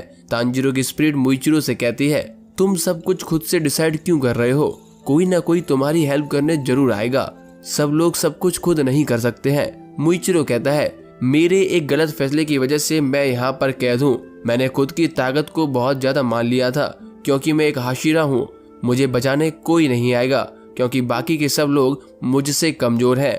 तभी वहाँ पर कोटेत्सु आ जाता है और पॉट को काटने का ट्राई करता है। मोइचिरो कोटेत्सु को वहाँ से चले जाने के लिए कहता है और सोचता है कि तुम्हारे पास मुझे बचाने के अलावा भी बहुत ज्यादा जरूरी काम है, तो मैं गांव के मुखिया को बचाना चाहिए या फिर सारी तलवारों को इकट्ठा करके यहाँ से भाग जाना चाहिए। फिर हम देखते हैं कि एक फिश डीमन आकर कोटेत्सु पर हमला कर देता है। मुइचिरो कोटेत्सु को वहाँ से भाग जाने के लिए कहता है, पर कोटेत्सु उसकी नहीं सुनता। उसके बाद कोटेत्सु बाहर से कुछ हवा वाटर पॉट के अंदर फूंक देता है, जिससे मुइचिरो सांस ले लेता है। तब मुइचिरो को तांजीरो की बात याद आती है, अगर आप किसी की मदद करते हैं तो आपकी भी कोई ना कोई मदद जरूर करेगा। मुइचिरो को फिर अपने फादर का फेस दिखता है, जो कहता है जब इंसान दूसरों की मदद करता है तो उनके अंदर एक अलग तरह की ऊर्जा आ जाती है। इसके बाद मुइचिरो मिस्ट ब्रीदिंग का सेकंड फॉर्म यूज करता है, जिससे ग्योको का वाटर प्रिजन पॉट टूट जाता है। मुइचिरो को याद आता है कि तांजीरो की आंखें उसके फादर के जैसे लाल है, इसीलिए उसे बार बार तांजीरो दिख रहा होता है। इसी के साथ ये एपिसोड खत्म हो जाता है। इस एपिसोड की स्टार्टिंग में हम देखते हैं कि मुइचिरो वाटर प्रिजन से बाहर आ जाता है, पर उसकी बॉडी में लगे हुए जहरीले कांटों की वजह से मुइचिरो की बॉडी सुन्न पड़ने लगती है। मुइचिरो जैसे तैसे करके सारे कांटे निकाल लेता है। उसके बाद मुइचिरो कोटेत्सु की तरफ देखता है, पर कोटेत्सु भी घायल पड़ा होता है। तभी वहाँ पर बहुत सारे फिश डीमन आ जाते हैं। मुइचिरो सोचता है कि उसके पास लड़ने के लिए बिल्कुल भी ताकत नहीं बची है। मुइचिरो को अपने पापा का चेहरा याद आता है, जो उससे कहता है तुम ये कर सकते हो। अगले सीन में हमें मुइचिरो का पास्ट दिखाया जाता है। मुइचिरो को याद आता है कि उसके पापा एक लकड़हारे थे और वो उनकी हेल्प किया करता था। जब मुइचिरो 10 साल का था तब एक बीमारी की वजह से उसकी माँ की मौत हो जाती है और उसके पापा भी जब तूफान में उसकी माँ के लिए दवाई लेने जाते हैं तो एक पहाड़ी से फिसलकर उनकी भी मौत हो जाती है। उनके मरने के बाद मुइचिरो अकेला हो जाता है, पर मुइचिरो को याद आता है कि उसका एक और जुड़वा भाई था जो कि उससे बड़ा था, जिसका नाम युइचिरो होता है। दोनों भाई मुइचिरो और युइचिरो की सोच एकदम अलग होती है। एक दिन दोनों भाई लकड़ियां काट कर घर जा रहे होते हैं। युइचिरो मुइचिरो से कहता है दयालु होने का मतलब खुद की हेल्प करना है, किसी दूसरे की हेल्प करने से हमें कुछ भी नहीं मिलता है। जिस पर मुइचिरो कहता है तुम गलत हो, दूसरों की हेल्प करने से अंत में खुद को ही फायदा मिलता है। ये बात पापा ने मुझसे खुद कही थी। युइचिरो मुइचिरो की बात का जवाब देते हुए कहता है तुम एक बेवकूफ इंसान की बात पर विश्वास कर रहे हो, जिसने दूसरों की जान बचाने के लिए खुद की जान की कुर्बानी दे दी।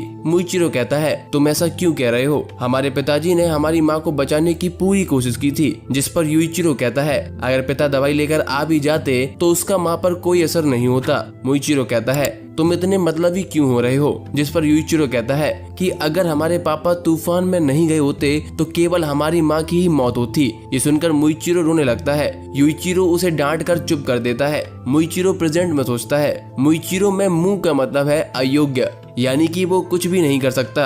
जो बातचीत मेरे भाई से हुई थी उसका कोई मतलब नहीं है, जो हो चुका है उसे बदला नहीं जा सकता है।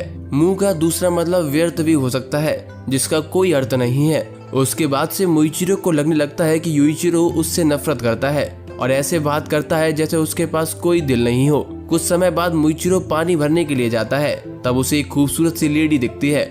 मुइचिरो सोचता है कि वो एक पेड़ की आत्मा है। हमें बताया जाता है कि वो लेडी मास्टर कगाया की पहली वाइफ, जिसका नाम अमाने होता है। वो दोनों भाइयों के पास उन्हें अपने साथ चलने के लिए कहती हैं। अमाने दोनों भाइयों को बताती हैं तुम लोग उनके वंशज हो जिन्होंने पहली ब्रीथिंग स्टाइल बनाई थी, वो तुम्हारे पूर्वज थे। पर युइचिरो उनसे बुरा भला कहकर उन्हें भगा देता है। ये सुनकर मुइचिरो खुश हो जाता है और युइचिरो से उनके साथ जाने के लिए कहता है। जिस पर युइचिरो मुइचिरो को डांट देता है और चिल्ला कर कहता है तुम्हें चावल ढंग से बनाने आते नहीं है और तुम तलवारबाजी की बात कर रहे हो। तुम भी पापा और मम्मी के जैसे हो। माँ बीमार होने के बाद भी दिन रात काम करती थी। पापा भी तूफान में दवाई लेने के लिए चले गए। मैं तुम्हें कितना भी रोक लूं पर तुम मेरी बात क्यों नहीं सुनते हो। लोगों की हेल्प करना सबके बस की बात नहीं है, ये केवल कुछ चुने हुए लोग ही कर सकते हैं। हम अभी बच्चे हैं, हम कुछ भी नहीं कर सकते हैं। वो जो लेडी आई थी वो बस हमारा यूज करना चाहती थी, तुम समझते क्यों नहीं हो। जाओ जाकर चुपचाप अपना काम करो।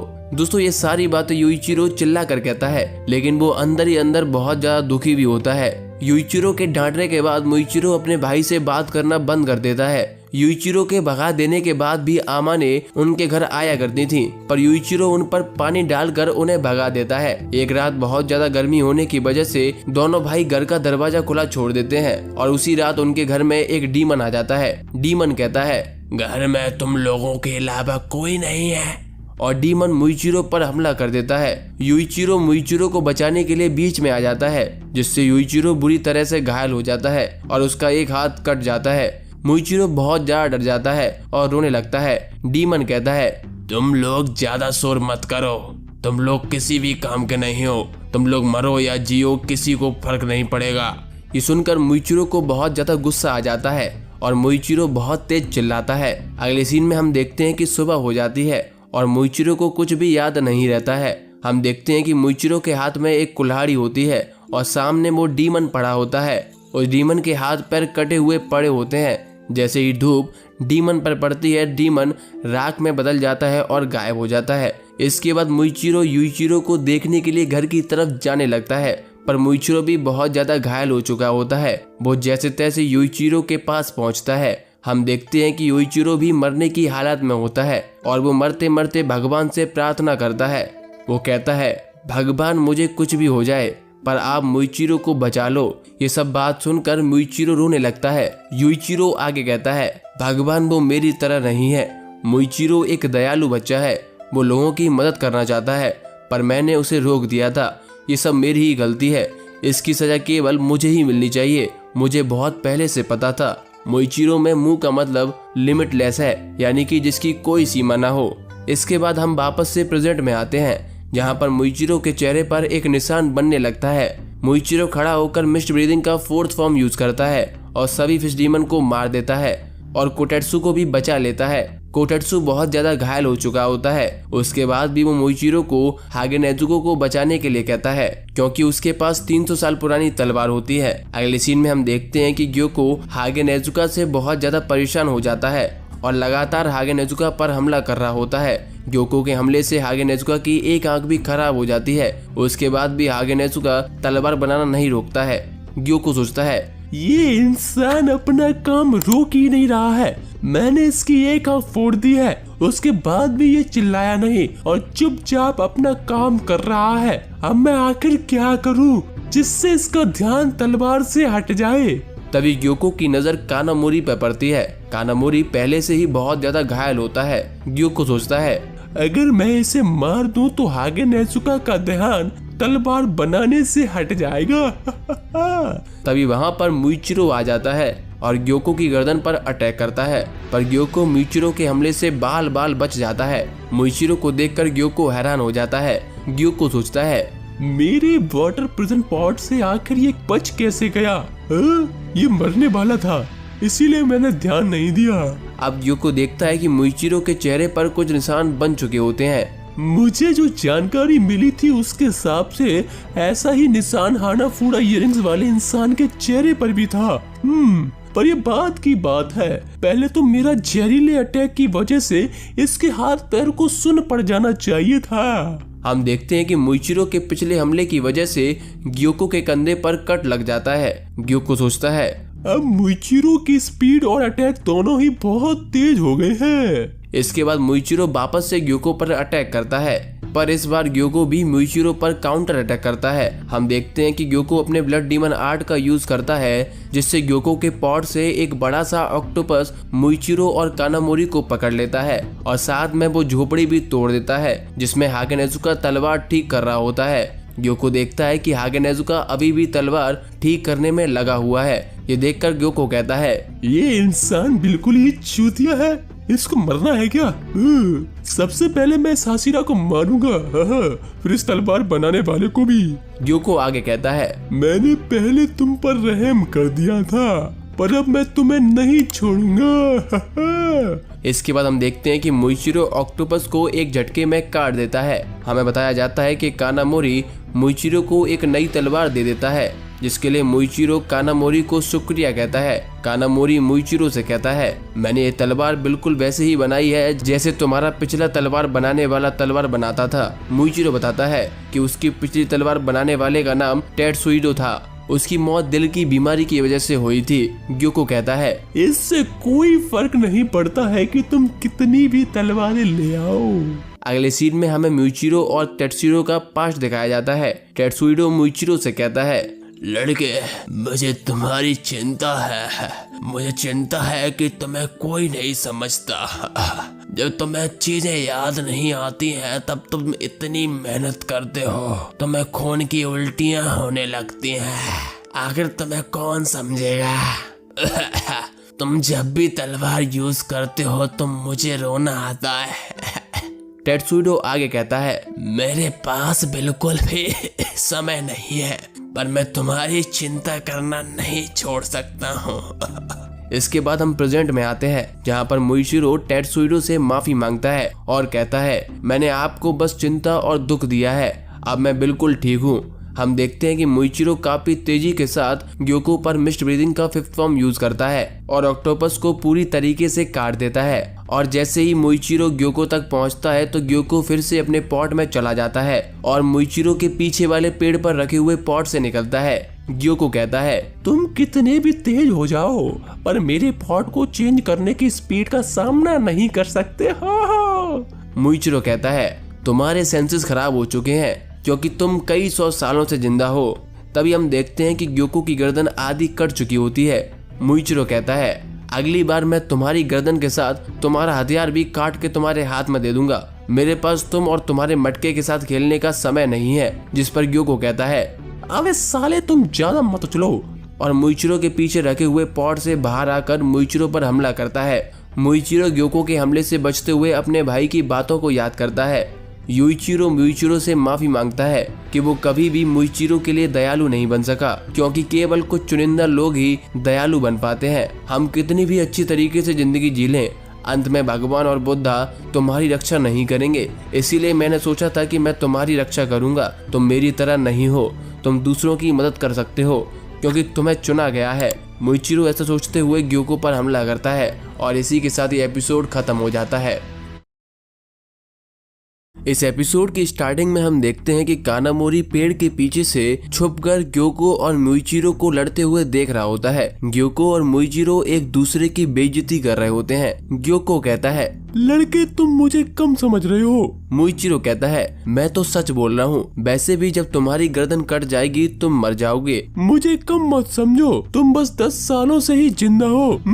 मुइशिरो कहता है, तुम्हारे अंदर एक ढंग की क्वालिटी नहीं है जिसकी मैं इज्जत करूं। तुम्हारी आवाज, तुम्हारी शकल सब घटिया है। इसके बाद ग्योको वापस से एक पॉट से दूसरे पॉट में चला जाता है और कहता है, तुम्हें खूबसूरती की बिल्कुल भी समझ नहीं है। अगर हम पॉटी में रहने वाले कीड़ों को किताब भी दे दें तो वो पढ़ेंगे थोड़ी। जिस पर मुइशिरो कहता है, साले तुझे देखकर ऐसा लगता है कि तू पॉटी में ही रहता है। ग्योको गुस्से में आकर कहता है, तुम्हारे हाथ इतने छोटे हैं कि तुम्हारी तलवार मेरी गर्दन तक नहीं पहुंच सकती। इस पर मुइशिरो कहता है, क्या तुम्हें याद नहीं है कि अभी थोड़ी देर पहले क्या हुआ था? और मेरी छोड़ो, तुम अपने हाथों की बात करो। क्या तुम मुझे लड़ने के लिए भड़का रहे हो? हम देखते हैं कि मुइशिरो ग्योको के पॉट को बड़ी ध्यान से देखता है। जिस पर ग्योको कहता है, क्या हुआ बच्चे? मुइशिरो कहता है, ये पॉट की डिजाइन बहुत ही घटिया है। ये सुनकर ग्योको बहुत ज्यादा गुस्से में आ जाता है। क्या बोला मेरे पॉट के बारे में? मेरे पॉट में क्या घटिया बात है, बता मुझे। और अपनी सभी हाथ में एक पॉट लेकर अपना ब्लड डीमन आर्ट यूज करता है,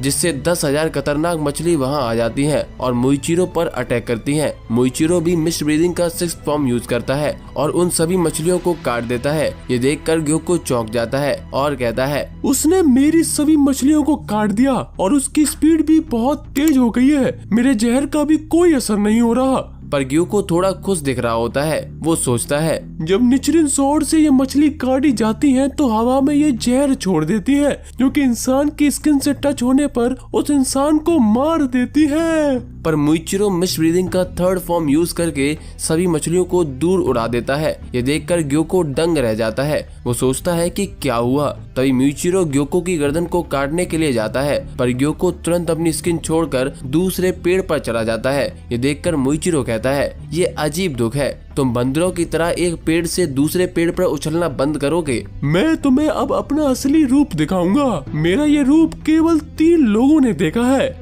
इसके बाद ग्योको अपनी तारीफ करने लगता है। जब भी मैं इस फॉर्म में आता हूँ तो मुझसे कोई भी नहीं बच पाता।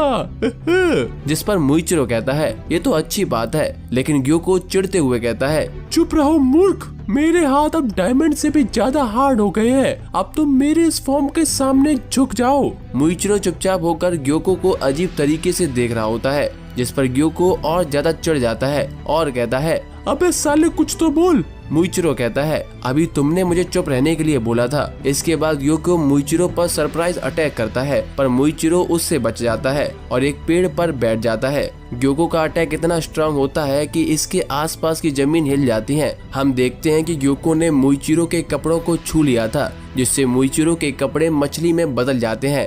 ग्योको मुइचिरो से कहता है अभी तुम कह रहे थे कि पेड़ पर चढ़ना बंद करो, तुम अब खुद देखो। जिस पर मुइचिरो कहता है तुमसे इतनी बदबू आ रही थी कि जिसकी वजह से मुझे यहाँ आना पड़ा। इसके बाद ग्योको अपनी पावर्स के बारे में बताता है। वो बताता है कि अगर वो किसी चीज को छू लेगा तो वो फिश में बदल जाएंगी। मेरी बॉडी ताकतवर होने के साथ साथ बहुत ही फ्लेक्सिबल भी है, जिसकी वजह से मैं किसी भी दिशा में कितनी भी तेजी से मुड़ सकता हूँ। वो मुइचिरो से आगे कहता है क्या तुम्हें मुझसे डर लग रहा है? इस पर मुइचिरो हंसते हुए कहता है हमला चाहे कितना भी पावरफुल हो, अगर वो सही जगह नहीं लगे तो वो बेकार है। अगले सीन में हमें मुइचिरो का पास्ट दिखाया जाता है, जहाँ पर युइचिरो मर चुका होता है और मुइचिरो मरने की हालत में पड़ा होता है। दोनों की बॉडी के चोट लगे हिस्से में छोटे छोटे कीड़े रेंगने लगते हैं, पर मुइचिरो अभी भी जिंदा होता है और वहाँ पर मास्टर कगाया की वाइफ आमाने आ जाती हैं और मुइचिरो को बचा लेती हैं, पर मुइचिरो अपनी याददाश्त खो देता है। मुइचिरो के अंदर वो गुस्सा अभी भी रहता है जो उसको पता नहीं कि किस चीज के कारण है, और ये गुस्सा उसे तब आया था जब उसने पहला डीमन मारा था। और मुइचिरो बहुत ज्यादा ट्रेनिंग करता है।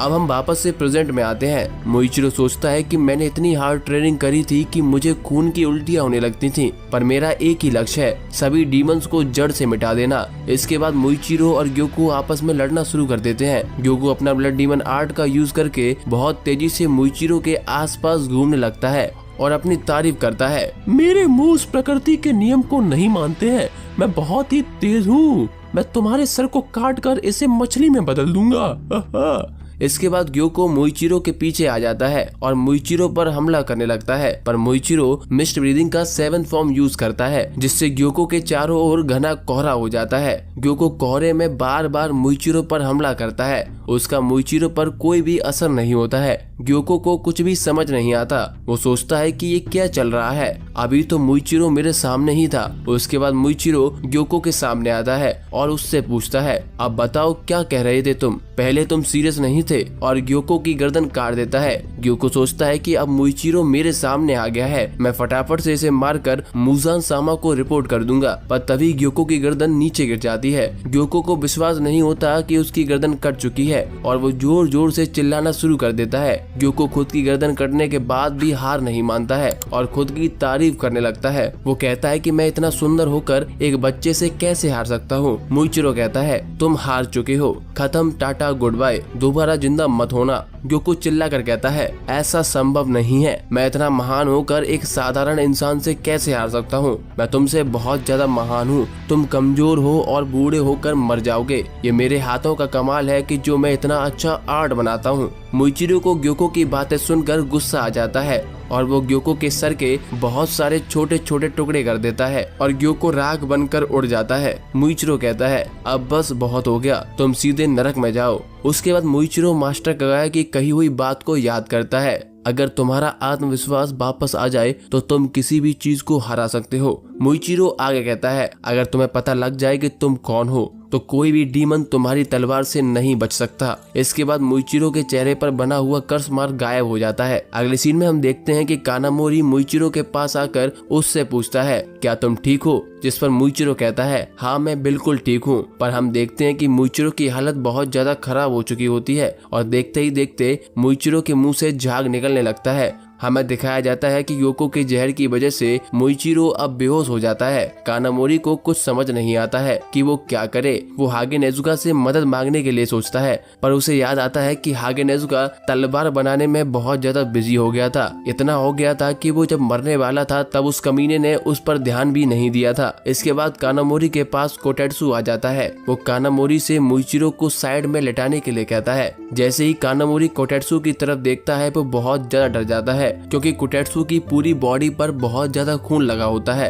कानामोरी को लगता है कि ये कोटेत्सु का भूत है। कोटेत्सु कानामोरी को समझाता है वो जिंदा है और इतना खून उसकी हाथ में लगी चोट की वजह से है। वो ये भी बताता है कि तांजीरो ने उसे तलवार का हैंड गार्ड दिया था जो वो चाहता था कि वो उसकी तलवार में लगे, जिसकी वजह से वो डीमन के अटैक के बाद भी ज्यादा चोटिल नहीं हुआ। तभी मुइचिरो को फ्लेम हाशिरा रेनगोकू दिखाई देता है जो उससे कहता है चलो हाशिरा होने के नाते हम दोनों मिलकर अपना बेस्ट दें। उसके बाद मुइचिरो को उसकी फैमिली भी दिखाई देती है जो उसे डीमन को हराने के लिए शाबाशी देती है। अपनी फैमिली को देखकर मुइचिरो रोने लगता है। अगले सीन में हम देखते हैं कि तांजीरो हानटेंगू के 6 डीमन फॉर्म से लड़ने की कोशिश कर रहा होता है पर उस डीमन के ट्री ड्रैगन तांजीरो पर भारी पड़ रहे होते हैं। तांजीरो सोचता है कि टोटल 5 ट्री ड्रैगन है और एक ट्री ड्रैगन 66 फुट तक जा सकता है। तांजीरो जैसे ही ट्री ड्रैगन पर हिनोकामी कागुरा का अटैक करने वाला होता है वैसे ही ड्रैगन उरोगी की तरह सोनिक स्क्रीम अटैक करता है जो उरोगी के अटैक से ज्यादा पावरफुल होता है,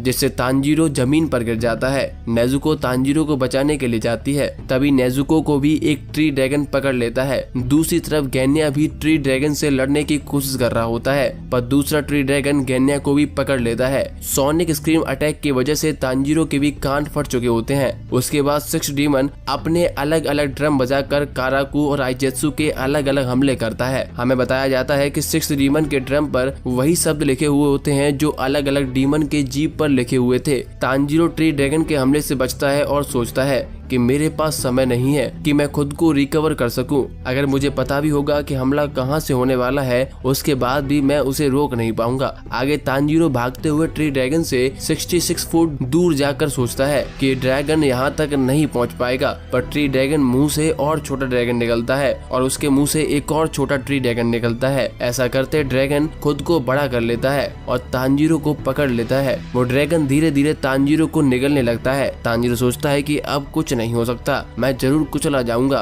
हम आगे देखते हैं कि वहाँ पर मित्सुरी आकर ड्रैगन को काट देती है और तांजीरो को बचा लेती है। 6 ड्रैगन मित्सुरी को देखकर सोचता है क्या ये हाशिरा है। मित्सुरी तांजीरो से लेट होने के लिए माफी मांगती है और साइड में बैठा कर आराम करने के लिए कहती है पर तांजीरो को कुछ सुनाई नहीं देता है क्योंकि ड्रैगन के सोनिक स्क्रीम अटैक की वजह से तांजीरो के कान के पर्दे फट चुके होते हैं। इसके बाद मित्सुरी 6 डीमन से गेन्या और नेजुको को छुड़ाने के लिए जाती है। तांजीरो मित्सुरी को रोकने का ट्राई करता है पर मित्सुरी आगे चली जाती है। सभी ट्री ड्रैगन एक साथ मित्सुरी पर अटैक करते हैं पर मित्सुरी बड़ी ही आसानी से उनका सामना कर रही होती है। इसी के साथ ये एपिसोड खत्म हो जाता है।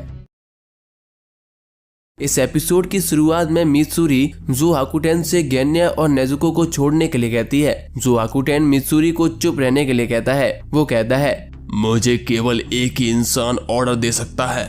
ये सुनकर मित्सुरी को गुस्सा आ जाता है और वो सोचती है इसे देखो ये मेरे छोटे भाई के जितना बड़ा है और मुझसे कैसे बात कर रहा है। फिर मित्सुरी को याद आता है कि डीमन जैसे दिखते हैं वो उससे कई ज्यादा बड़े होते हैं, उनकी एज को पता नहीं लगाया जा सकता। फिर भी मित्सुरी को जो हाकुटेन की बात पसंद नहीं आती है। इसके बाद जो हाकुटेन अपने 2 ट्री ड्रैगन का यूज करता है। पहला dragon sonic scream attack use करता है और दूसरा ड्रैगन थंडर अटैक करता है। इसे देखकर तांजीरो डर जाता है पर मित्सुरी बड़ी ही आसानी से लव ब्रीदिंग का 3rd फॉर्म यूज करती है और अटैक को काट देती है। मित्सुरी कहती है मुझे अब गुस्सा आ रहा है, तुम भले ही एक बच्चे जैसे दिखते हो पर इसका मतलब ये नहीं कि मैं तुम्हें माफ कर दूंगी। मित्सुरी के हमले को देखकर तांजीरो और जो हाकुटेन दोनों चौंक जाते हैं। हमें मित्सुरी की तलवार के बारे में बताया जाता है। तांजीरो सोचता है कि मित्सुरी की तलवार बहुत तेज है, इसे अपनी आंखों से फॉलो कर पाना बहुत ही ज्यादा कठिन है। तांजीरो सोचता है ये कितनी फ्लेक्सिबल है, इसीलिए और भी ज्यादा तेज है। जब मित्सुरी इसे यूज करती है तब ये और भी ज्यादा सुंदर लगती है। जो हाकुटेन लगातार अपने ट्री ड्रैगन से मित्सुरी पर हमला करता है पर मित्सुरी हर एक ट्री ड्रैगन के हमले को बेकार कर देती है। जो हाकुटेन सोचता है ये तो बहुत तेज है। इसके बाद वो अपना ब्लड डीमन आर्ट यूज करता है जिससे वहाँ पर बहुत सारे ट्री ड्रैगन आ जाते हैं। मित्सुरी उन्हें देखकर थोड़ा डर जाती है। हम देखते हैं कि तांजीरो को पेड़ दिखता है जिसमें हानटेंगू की रियल बॉडी कैद होती है। तांजीरो उस मेन बॉडी की तरफ भागने लगता है। हम आगे देखते हैं कि मित्सुरी सोचती है क्या वो अकेले ये सब हैंडल कर सकती निकलती है और सारे ट्री ड्रैगन को काटते हुए जो हाकुटेन की गर्दन को पकड़ लेती है। उसको लगता है कि अब जो हाकुटेन नहीं बचेगा और ये लड़ाई अब खत्म हो जाएगी। ये देखकर तांजीरो सोचता है कि मित्सुरी कितनी तेज है, पर ये अब बुरा हुआ। मित्सुरी जो हाकुटेन की गर्दन काटने का ट्राई करती है, पर तांजीरो मित्सुरी को चिल्लाकर बताता है इसकी गर्दन को काटने से कुछ नहीं होगा, हमें इसकी मेन बॉडी की गर्दन को काटना होगा। ये सुनकर मित्सुरी थोड़ा डरते हुए सोचती है क्या उसने एक गलत फैसला ले लिया है। तभी जो हाकुटेन कंप्रेस्ड साउंड वेव अटैक करता है। ये हमला इतना जोरदार होता है कि मित्सुरी जमीन पर गिर जाती है। मित्सुरी को बिल्कुल भी होश नहीं रहता है। जो हाकुटेन देखता है कि मित्सुरी अभी भी जिंदा है। ये देखकर वो चौंक जाता है। जो हाकुटेन मन ही मन कहता है क्या इस लड़की ने अपनी मसल्स को टाइट कर लिया था जिसकी वजह से ये बच गई?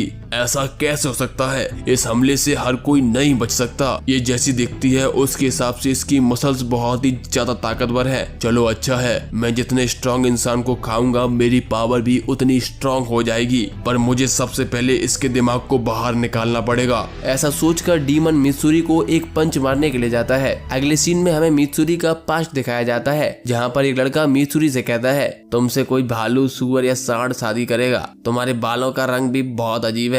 अगर मैं तुमसे शादी कर लूंगा तो हमारे बच्चों के बाल बहुत ही रंग बिरंगे हो जाएंगे। ये बोलकर वो लड़का मित्सुरी को शादी करने के लिए मना कर देता है और वहाँ से चला जाता है। उस समय मित्सुरी की उम्र 17 साल होती है। मित्सुरी बचपन से ही बहुत ज्यादा ताकतवर होती है। जब उसकी मम्मी प्रेग्नेंट थी और वो 1 साल 2 महीने की थी, तब उसने अपनी मम्मी की हेल्प करने के लिए 4 किलो का पत्थर को बड़ी आसानी से उठा लिया था। मित्सुरी की मम्मी बहुत ही शांत स्वभाव की थी, पर उस दिन वो पहली बार चौंक गई थी। हमें आगे बताया जाता है कि जब मित्सुरी छोटी थी तो उसे खाना बहुत ही ज्यादा पसंद था। उसने 3 सुमो रेसलर को खाने के मुकाबले में हरा दिया था। यहाँ तक कि मित्सुरी ने उन्हें पंजे लड़ाने के मुकाबले में भी हरा दिया था। मित्सुरी के पिताजी मित्सुरी से कहते हैं तुम्हारी मसल्स डेंसिटी बाकी लोगों की तुलना में काफी ज्यादा है। पर मित्सुरी जैसे जैसे बड़ी होती है तो उसे एहसास होता है कि वो बाकी लड़कियों से काफी अलग है। एक दिन मित्सुरी उदास होते हुए अपनी मम्मी से पूछती है क्या मेरी शादी कभी हो पाएगी? मैं दूसरों की तुलना में ज्यादा स्ट्रांग हूँ, ज्यादा खाती हूँ, मेरे बालों का रंग भी बहुत अजीब है। मित्सुरी के पिता मित्सुरी से कहते हैं कोई बात नहीं, तुम हमेशा हमारे साथ रह सकती हो। मित्सुरी की शादी टूटने के बाद मित्सुरी खुद की सच्चाई को छुपाने का फैसला करती है। उसके बाद मित्सुरी अपने बालों पर डाई लगाती है। यहाँ तक कि मित्सुरी खाना भी कम कर देती है, जिसकी वजह से मित्सुरी थोड़ी कमजोर सी दिखने लगती है। मित्सुरी ने खुद को कमजोर दिखाने के लिए कई सारे झूठ भी बोले थे, जिसकी वजह से उसकी फैमिली भी चिंता में आने लगी। उसके बाद एक आदमी मित्सुरी से शादी करने के लिए मान जाता है, पर मित्सुरी सोचती है क्या ये सही है? वो ऐसे अपनी पहचान छुपाकर पूरी जिंदगी नहीं रह सकती। क्या ऐसी कोई जगह नहीं है जहाँ पर वो लोगों की हेल्प करने के लिए कुछ कर सकती है? क्या ऐसी कोई जगह है जहाँ उसे अपनी सच्चाई छुपानी ना पड़े? क्या कोई है जो उसे ऐसे ही प्यार करेगा? ये सही नहीं है, मैं झूठ नहीं बोल सकती हूँ। उसके बाद हम प्रेजेंट में आते हैं। मित्सुरी को होश आ जाता है। वो देखती है कि तांजीरो, गेन्या और नेजुको जो हाकुटेन के अटैक से मित्सुरी को बचा रहे हैं। मित्सुरी सोचती है क्या मैं बेहोश हो गई थी? तांजीरो गेन्या से कहता है हमें मित्सुरी को बचाना ही होगा, ये हमारी आखिरी उम्मीद है। इसके बाद सभी लोग मित्सुरी को उठाकर भागना शुरू कर देते हैं। तांजीरो आगे कहता है जब तक मित्सुरी जिंदा है तब तक हम जीत सकते हैं, चलो हम मित्सुरी को बचाएं। जो हाकुटेन ये सुनकर कहता है ये क्या बेहुदा हरकत है, और एक जोरदार बिजली का हमला करता है जिससे आसपास की जमीन के टुकड़े हो जाते हैं। जो हाकुटेन आगे सोचता है क्या मैंने उन्हें मार दिया? हम आगे देखते हैं। मित्सुरी रोते हुए सभी लोगों से शुक्रिया कहती है। वो कहती है मैंने एक हाशिरा होने के बाद भी सब कुछ बेकार दिया, मैं अपने साथियों को मरने नहीं दे सकती हूँ। डीमन स्लेयर कोर मेरे लिए बहुत ही जरूरी जगह है। मुझे कोई फर्क नहीं पड़ता चाहे मेरे सामने एक अपर रैंक डीमन ही क्यों ना हो, मैं बुरे लोगों से बिल्कुल भी हार नहीं सकती हूँ। तैयार हो जाओ, मैं अब सीरियस होने वाली हूँ। अगले सीन में हम देखते हैं कि मास्टर कागाया मित्सुरी की तारीफ करते हुए कहते हैं तुम्हें अपनी ताकत पर गर्व होना चाहिए। तुम्हें भगवान के द्वारा चुना गया है। जो लोग तुम्हें बुरा भला कहते हैं वो तुम्हारी पावर से जलते हैं। ये सुनकर मित्सुरी रोते हुए मास्टर को शुक्रिया कहती है और अपने माता पिता को इतनी स्ट्रांग बॉडी देने के लिए शुक्रिया कहती है। मित्सुरी सोचती है सभी लोगों ने मुझे डीमन स्लेयर कोर में स्वीकार किया है। जब भी मैं लोगों को डीमन से बचाती हूँ तो सभी लोग मेरी तारीफ करते हैं, मुझे शुक्रिया कहते हैं। हमें आगे दिखाया जाता है कि सरपेंट हाशिरा इगुरो मित्सुरी को एक पेयर सॉक्स भी गिफ्ट करता है। ये देखकर मित्सुरी शर्मा जाती है। मित्सुरी इगोरे से कहती है मैं इन्हें बहुत अच्छे से संभाल कर रखूंगी। इस पर इगोरा कहता है इसकी कोई जरूरत नहीं है, अगर ये फट जाएंगे तो मैं तुम्हें दूसरे दे दूंगा। ये सुनकर मित्सुरी खुश हो जाती है। अब हम वापस से प्रेजेंट में आते हैं। मित्सुरी कहती है क्या एक लड़की का इतना स्ट्रांग होना सही नहीं है? मैंने हमेशा से अपनी ताकत को छुपा कर रखा है क्योंकि मैं नहीं चाहती थी कि लोग सोचें कि मैं एक इंसान हूँ या नहीं हूँ। मैं अपनी पावर से डरी हुई थी पर और नहीं। मित्सुरी तांजीरो की बात को याद करती है और अपनी तलवार को कसकर पकड़ लेती है। इसके बाद मित्सुरी सभी से कहती है तुम अब चिंता मत करो, सब कुछ मुझ पर छोड़ दो, मैं तुम लोगों को इस डीमन से बचाऊंगी। जो हाकुटेन फिर से अपने ट्री ड्रैगन से हमला करता है पर मित्सुरी सभी ड्रैगन को एक एक करके काटना शुरू कर देती है। वो तांजीरो, गेन्या और नेजुको से कहती है मैं इसे कैसे भी करके संभाल लूंगी, तुम लोग जाकर हानटेंगू की मेन बॉडी को ढूंढकर खत्म कर दो। मित्सुरी अपनी दिल की धड़कन और ब्लड को और तेज से पंप करने लगती है जिससे वो तेजी से सभी ट्री ड्रैगन को एक एक करके काटने लगती है। इसका फायदा उठाकर तांजीरो, नेजुको और गेन्या हानटेंगू की मेन बॉडी को मारने के लिए निकल जाते हैं। जो हाकुटेन उन्हें देख लेता है। उसके बाद से जो हाकुटेन एक ट्री ड्रैगन उनकी तरफ भेजता है पर मित्सुरी उसे भी काट देती है। मित्सुरी कहती है मैंने कहा था कि मैं उन्हें बचाऊंगी, मैं तुम्हें उनके पीछे नहीं जाने दे सकती। गेन्या तांजीरो से रियल हानटेंगू का पता लगाने के लिए कहता है। तांजीरो अपनी सूंघने की शक्ति का यूज करके उस पेड़ का पता लगा लेता है जहाँ पर हानटेंगू की रियल बॉडी कैद होती है। तांजीरो सोचता है कि हमें जल्दी से जल्दी हानटेंगू की रियल बॉडी का सर काटना होगा। उधर जो हाकुटेन सोचता है इस लड़की की स्पीड अचानक से इतनी तेज कैसे हो गई। उसके बाद हमें मित्सुरी की गर्दन पर डीमन स्लेयर मार्क दिखाया जाता है जिसकी वजह से मित्सुरी बहुत ज्यादा स्ट्रांग हो जाती है। जो हाकुटेन सोचता है क्या ये मार्क पहले से ही मित्सुरी की गर्दन पर था।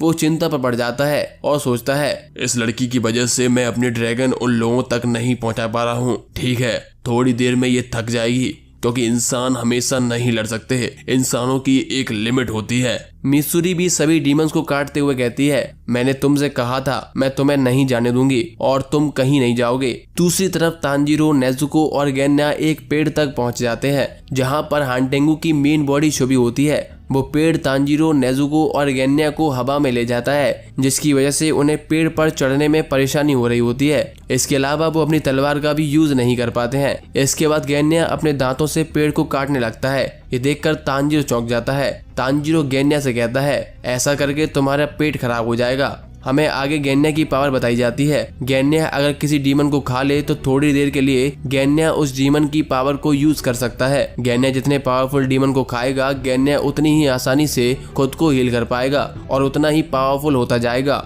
हमें दिखाया जाता है कि गेन्या पेड़ को बीच में से काट देता है जिससे पेड़ का ऊपरी हिस्सा जमीन पर गिर जाता है। तांजीरो पेड़ को काटने का ट्राई करता है पर पेड़ की टहनियां तांजीरो पर हमला करने लगती हैं। इसके बाद नेजुको अपना ब्लड डीमन आर्ट यूज करती है जिससे पेड़ जलने लगता है। उसके बाद Tanjiro Hinokami Kagura flame dance का यूज करता है और उस पेड़ को काट देता है। वो सभी लोग पेड़ के अंदर देखते हैं पर उन्हें हानटेंगू की मेन बॉडी नहीं दिखाई देती है। वो लोग अपने आसपास देखना शुरू कर देते हैं जहां पर तांजीरो को रियल हानटेंगू भागता हुआ दिखाई देता है। तांजीरो उसे चिल्लाकर कहता है तुम अपनी जिम्मेदारियों से भाग नहीं सकते हो, तुमने जो भी बुरे काम किए हैं तुम्हें उनकी जिम्मेदारी लेनी होगी। मैं तुम्हें तुम्हारे गुनाहों की सजा जरूर दूंगा। रियल हानटेंगू को भागते हुए एक चेहरा दिखता है जो उससे कहता है तुमने जो भी किया है तुम्हें उसकी जिम्मेदारी लेनी होगी, तुम एक बहुत बड़े झूठे आदमी हो। रियल हानटेंगू कहता है जब से मैं पैदा हुआ हूँ मैंने कभी भी झूठ नहीं बोला है। मैं एक अच्छे स्वभाव का कमजोर और डरपोक इंसान हूँ, किसी को मेरे लिए हमदर्दी नहीं है। ऐसा सोचकर रियल हानटेंगू रोते हुए भागने लगता है। तांजीरो और नेजुको भी उसका पीछा करने लगते हैं।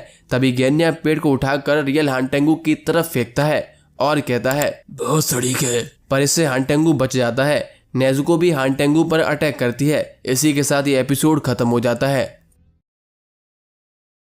इस एपिसोड की शुरुआत में हम देखते हैं कि हानटेंगू तांजीरो, नेजुको और गेन्या से बचकर भाग रहा होता है। गेन्या लगातार अपने आसपास के पेड़ उखाड़कर हानटेंगू पर फेंक रहा होता है पर हानटेंगू हर एक हमले से बचकर भाग रहा होता है। तभी नेजुको भी अपने नाखून से हानटेंगू पर हमला करती है पर हानटेंगू उससे भी बच जाता है। गेन्या कहता है कि ये इतना तेज कैसे हो सकता है। इतनी मार खाने के बाद भी इसमें अभी भी जान बाकी है। तांजीरो सोचता है कि हमें जल्दी करनी होगी, सुबह भी होने वाली है। मित्सुरी भी जो हाकुटेन पर बहुत स्ट्रांग हमले कर रही है, जिससे मित्सुरी जल्दी ही थक जाएगी। अगर सुबह हो गई तो ये डीमन भाग जाएगा। तांजीरो आगे सोचता है कि हमें थोड़ी जल्दी करनी होगी, ऐसे तो ये डरपोक हमेशा भागता ही रहेगा। हम किसी भी हालात में इसे जीतने नहीं दे सकते। सभी लोग रियल हानटेंगू के पीछे भाग रहे होते हैं, पर भागते हुए अचानक तांजीरो के पैर में मोच आ जाती है। तांजीरो सोचता है कि मेरे पैर में मोच नहीं आई होती तो मैं इसे आसानी से पकड़ लेता। तांजीरो को जेनित्सु की कही हुई बात याद आती है,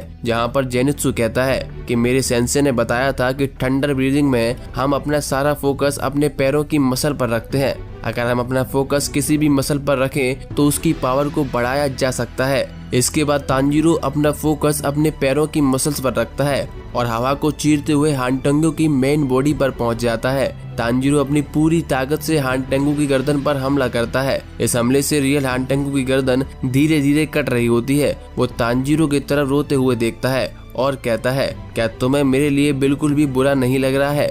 उसके बाद हानटेंगू अपने एक और नए फॉर्म में आ जाता है, जिसमें वो बड़ा हो जाता है। इस फॉर्म में हानटेंगू बाकी सभी डीमन से बहुत बड़ा होता है। वो तांजीरो से कहता है, तुम कमजोर को मत सुखाओ, और तांजीरो की गर्दन को पकड़ लेता है और गर्दन को तोड़ने की कोशिश करने लगता है। तांजीरो बड़े हानटेंगू के हमले की वजह से बेहोश होने लगता है, पर तभी वहाँ पर गैन्या आकर तांजीरो को छुड़ाने की कोशिश करता है, पर बड़ा हानटेंगू की पकड़ इतनी मजबूत होती है कि गैन्या तांजीरो को नहीं छुड़ा पाता। उसके बाद बड़ा हानटेंगू गैन्या पर सोनिक स्क्रीम अटैक करता है। तभी नेजुको बड़े हानटेंगू पर अपना ब्लड डीमन आर्ट यूज करती है, जिससे बड़ा हानटेंगू जलने लगता है। उसकी पकड़ ढीली होने लगती है।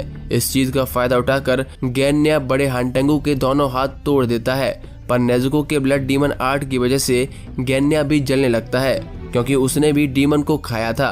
तांजीरो वापस से बड़े हानटेंगू की गर्दन को काटने की कोशिश करता है, पर बड़ा हानटेंगू तांजीरो से बचने के लिए पीछे की तरफ भागता है और पहाड़ी से नीचे कूद जाता है। उसके साथ तांजीरो भी होता है। नेजुको भी तांजीरो के पीछे उस पहाड़ी से कूद जाती है। गैन्या के जलने की वजह से गैन्या की डीमन पावर भी खत्म हो जाती है। हम आगे देखते हैं कि बड़ा हानटेंगू पहाड़ी से नीचे गिरने के बाद खड़ा हो जाता है। उसके दोनों हाथों से खून बह रहा होता है। उसकी गर्दन पर तांजीरो की तलवार फंसी हुई होती है। वो खुद को बहुत धीरे धीरे हील कर पाता है, क्योंकि जो हाकुटेन मित्सुरी से लड़ते हुए बहुत ज्यादा पावर यूज कर रहा होता है। बड़ा हानटेंगू सोचता है, मुझे खुद की पावर को बढ़ाने के लिए इंसानों को खाना होगा। उसके बाद उसे पास में कुछ इंसान दिखते हैं और वो उनकी तरफ जाने लगता है। हम आगे देखते हैं कि तांजीरो पहाड़ी से गिरकर एक पेड़ की टहनी पर लटका होता है। वो बड़े हानटेंगू को गुस्से में रुकने के लिए कहता है।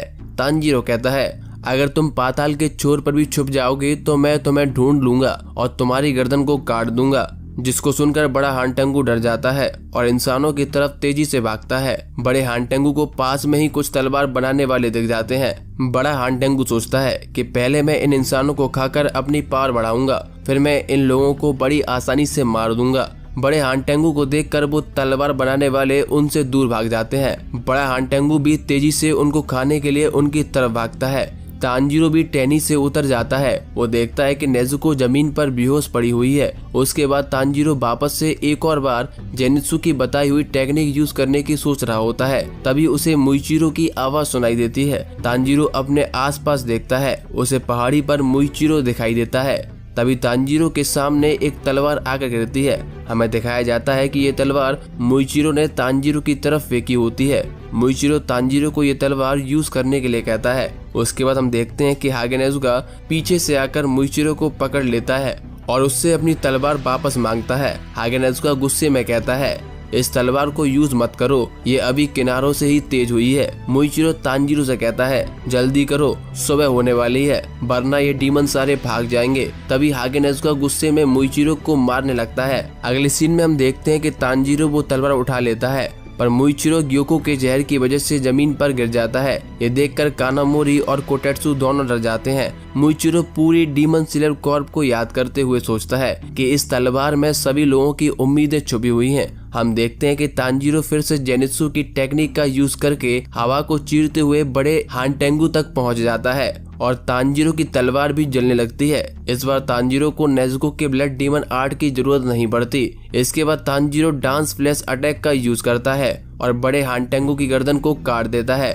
हमें आगे दिखाया जाता है कि सुबह होने वाली होती है और ये लोग एक खुले मैदान में लड़ रहे होते हैं। तांजीरो को नेज़ुको की चिंता होने लगती है कि धूप कहीं सीधा नेज़ुको पर ना पड़ जाए, इसीलिए तांजीरो नेज़ुको को छुपने के लिए कहती है, पर तांजीरो चोट की वजह से कुछ बोल नहीं पाता है। नेज़ुको भी सीधा तांजीरो की तरफ ही आने लगती है। तांजीरो को कुछ समझ नहीं आता है। नेज़ुको तांजीरो को पीछे देखने के लिए कहती है। जैसे ही तांजीरो पीछे मुड़कर देखता है तो वो चौंक जाता है। हम देखते हैं कि बड़े हानटेंगू की बॉडी बिना सर के इंसानों को खाने के लिए पीछे भाग रही होती है। तांजीरो जैसे ही बड़े हानटेंगू के कटे हुए सर को देखता है उसे पता चलता है कि इसके जीभ पर नाराजगी लिखा हुआ है, जबकि हानटेंगू की रियल बॉडी के जीभ पर डर लिखा हुआ था। इससे तांजीरो समझ जाता है कि ये हानटेंगू की असली बॉडी नहीं है। इसके बाद हम देखते हैं कि सूरज की रोशनी नेज़ुको पर पड़ने लगती है, जिससे नेज़ुको की बॉडी जलने लगती है। तांजीरो नेज़ुको को जाकर पूरा कवर कर लेता है और उससे उसकी बॉडी को छोटा करने के लिए भी कहता है, पर इसका कोई भी फायदा नहीं होता। तभी हम देखते हैं कि बड़े हानटेंगू की बॉडी इंसानों के पास पहुंच जाती है। तांजीरो अब आगे सोच नहीं पा रहा होता है कि वो जाकर बड़े हानटेंगू को मारे या फिर नेज़ुको को बचाए। तभी तांजीरो गेन्या और मुइचिरो से हेल्प मांगने के लिए सोचता है, पर गेन्या और मुइचिरो पहाड़ पर होते हैं और उनकी हालत भी बहुत खराब होती है। तांजीरो सोचता है कि धूप का असर हानटेंगू पर भी होगा, पर अगर हानटेंगू ने मरने से पहले इंसान को खा लिया तो क्या होगा। तांजीरो फैसला नहीं कर पा रहा होता है कि वो नेज़ुको की रक्षा करे या डीमन को मारे। तभी नेज़ुको तांजीरो को बड़े हानटेंगू की बॉडी की तरफ फेंक देती है और खुद जलने लगती है। तांजीरो ये देखकर बहुत ज्यादा इमोशनल हो जाता है। उसकी आंखों में आंसू आने लगते हैं और कुछ सेकंड्स में उसे नेज़ुको की यादें आने लगती हैं, पर जल्दी ही तांजीरो अपने आप को संभाल लेता है और डीमन को मारने के लिए उसके पीछे भागने लगता है। तांजीरो हानटेंगू की बॉडी को स्मेल करता है और सोचता है कि ये डीमन कहीं आसपास ही है। उसके बाद तांजीरो हानटेंगू के बॉडी के साइज, कलर और उसकी स्मेल से पता लगा लेता है कि असली बॉडी बड़े हानटेंगू की बॉडी के अंदर ही है। तांजीरो थोड़ा और फोकस करता है, जिसकी वजह से तांजीरो बड़े हानटेंगू की बॉडी के अंदर देखने में कामयाब हो जाता है। हम आगे देखते हैं कि हानटेंगू की असली बॉडी बड़े हानटेंगू के असली बॉडी के दिल के अंदर छुपी हुई होती है। तभी बड़ा हानटेंगू इंसानों को पकड़ लेता है, पर तांजीरो बड़े हानटेंगू के बॉडी के पास जाकर उससे कहता है कि अब समय आ गया है कि तुम अपने पापों का हिसाब करो, और बड़े हानटेंगू की बॉडी को काट देता है। आगे बड़े हानटेंगू की बॉडी से रियल हानटेंगू निकलकर सामने आ जाता है। इसके बाद तांजीरो अपनी तलवार से उसकी गर्दन पर हमला कर देता है। अगले सीन में हमें हानटेंगू का पास्ट दिखाया जाता है, जहां पर इंसान हानटेंगू पर चोरी का इल्जाम लगाता है। वो कहता है कि उस इंसान ने हमारे अंधे होने के बाद भी हम लोगों पर दया दिखाई, उसके बाद भी तुमने उसके यहाँ पर चोरी करी। मैं कोर्ट जा रहा हूँ, तुम्हारी शिकायत करूंगा। हानटेंगू कहता है कि इसमें मेरी कोई गलती नहीं है, ये सब मेरे हाथों ने किया है। उसके बाद हानटेंगू उस इंसान को मार देता है। अगले सीन में हमें कोर्ट में बताया जाता है कि हानटेंगू अंधा होने का नाटक कर रहा था और उसने कई सारे लोगों को मारा है। इसके बाद हानटेंगू को मौत की सजा सुनाई जाती है।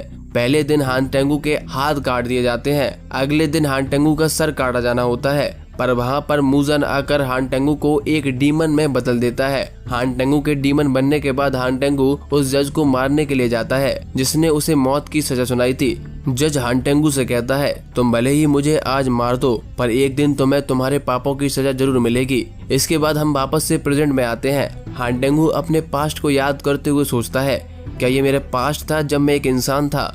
तभी तांजीरो बड़े हानटेंगू की बॉडी को काटते हुए हानटेंगू की गर्दन को भी काट देता है। जैसे ही धूप हानटेंगू और बड़े हानटेंगू पर पड़ती है, वो दोनों राख में बदल जाते हैं, जिससे हानटेंगू मारा जाता है। इसके बाद तांजीरो जमीन पर बैठकर रोने लगता है और कहता है, हम जीत गए, पर हमने नेज़ुको को खो दिया है। सूरज की रोशनी की वजह से अब तो नेज़ुको की हड्डियां भी नहीं बची होंगी, पर हम देखते हैं कि नेज़ुको बच जाती है। वहाँ पर खड़े हुए तलवार बनाने वाले तांजीरो से कहते हैं कि पीछे मुड़कर देखो। तांजीरो जब पीछे मुड़कर देखता है तो नेज़ुको एकदम सही सलामत होती है। नेज़ुको अटक अटक कर तांजीरो को गुड मॉर्निंग कहती है।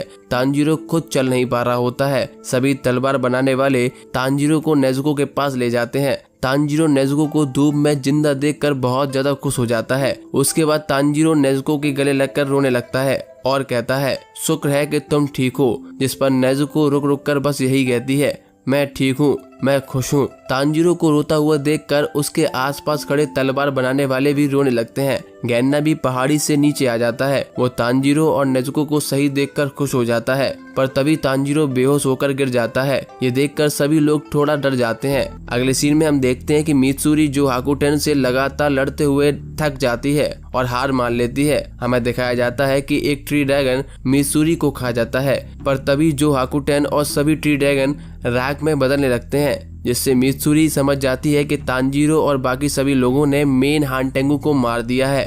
अगले सीन में हमें एक घर दिखाया जाता है जहां पर मूजान एक बच्चे के रूप में रहता है।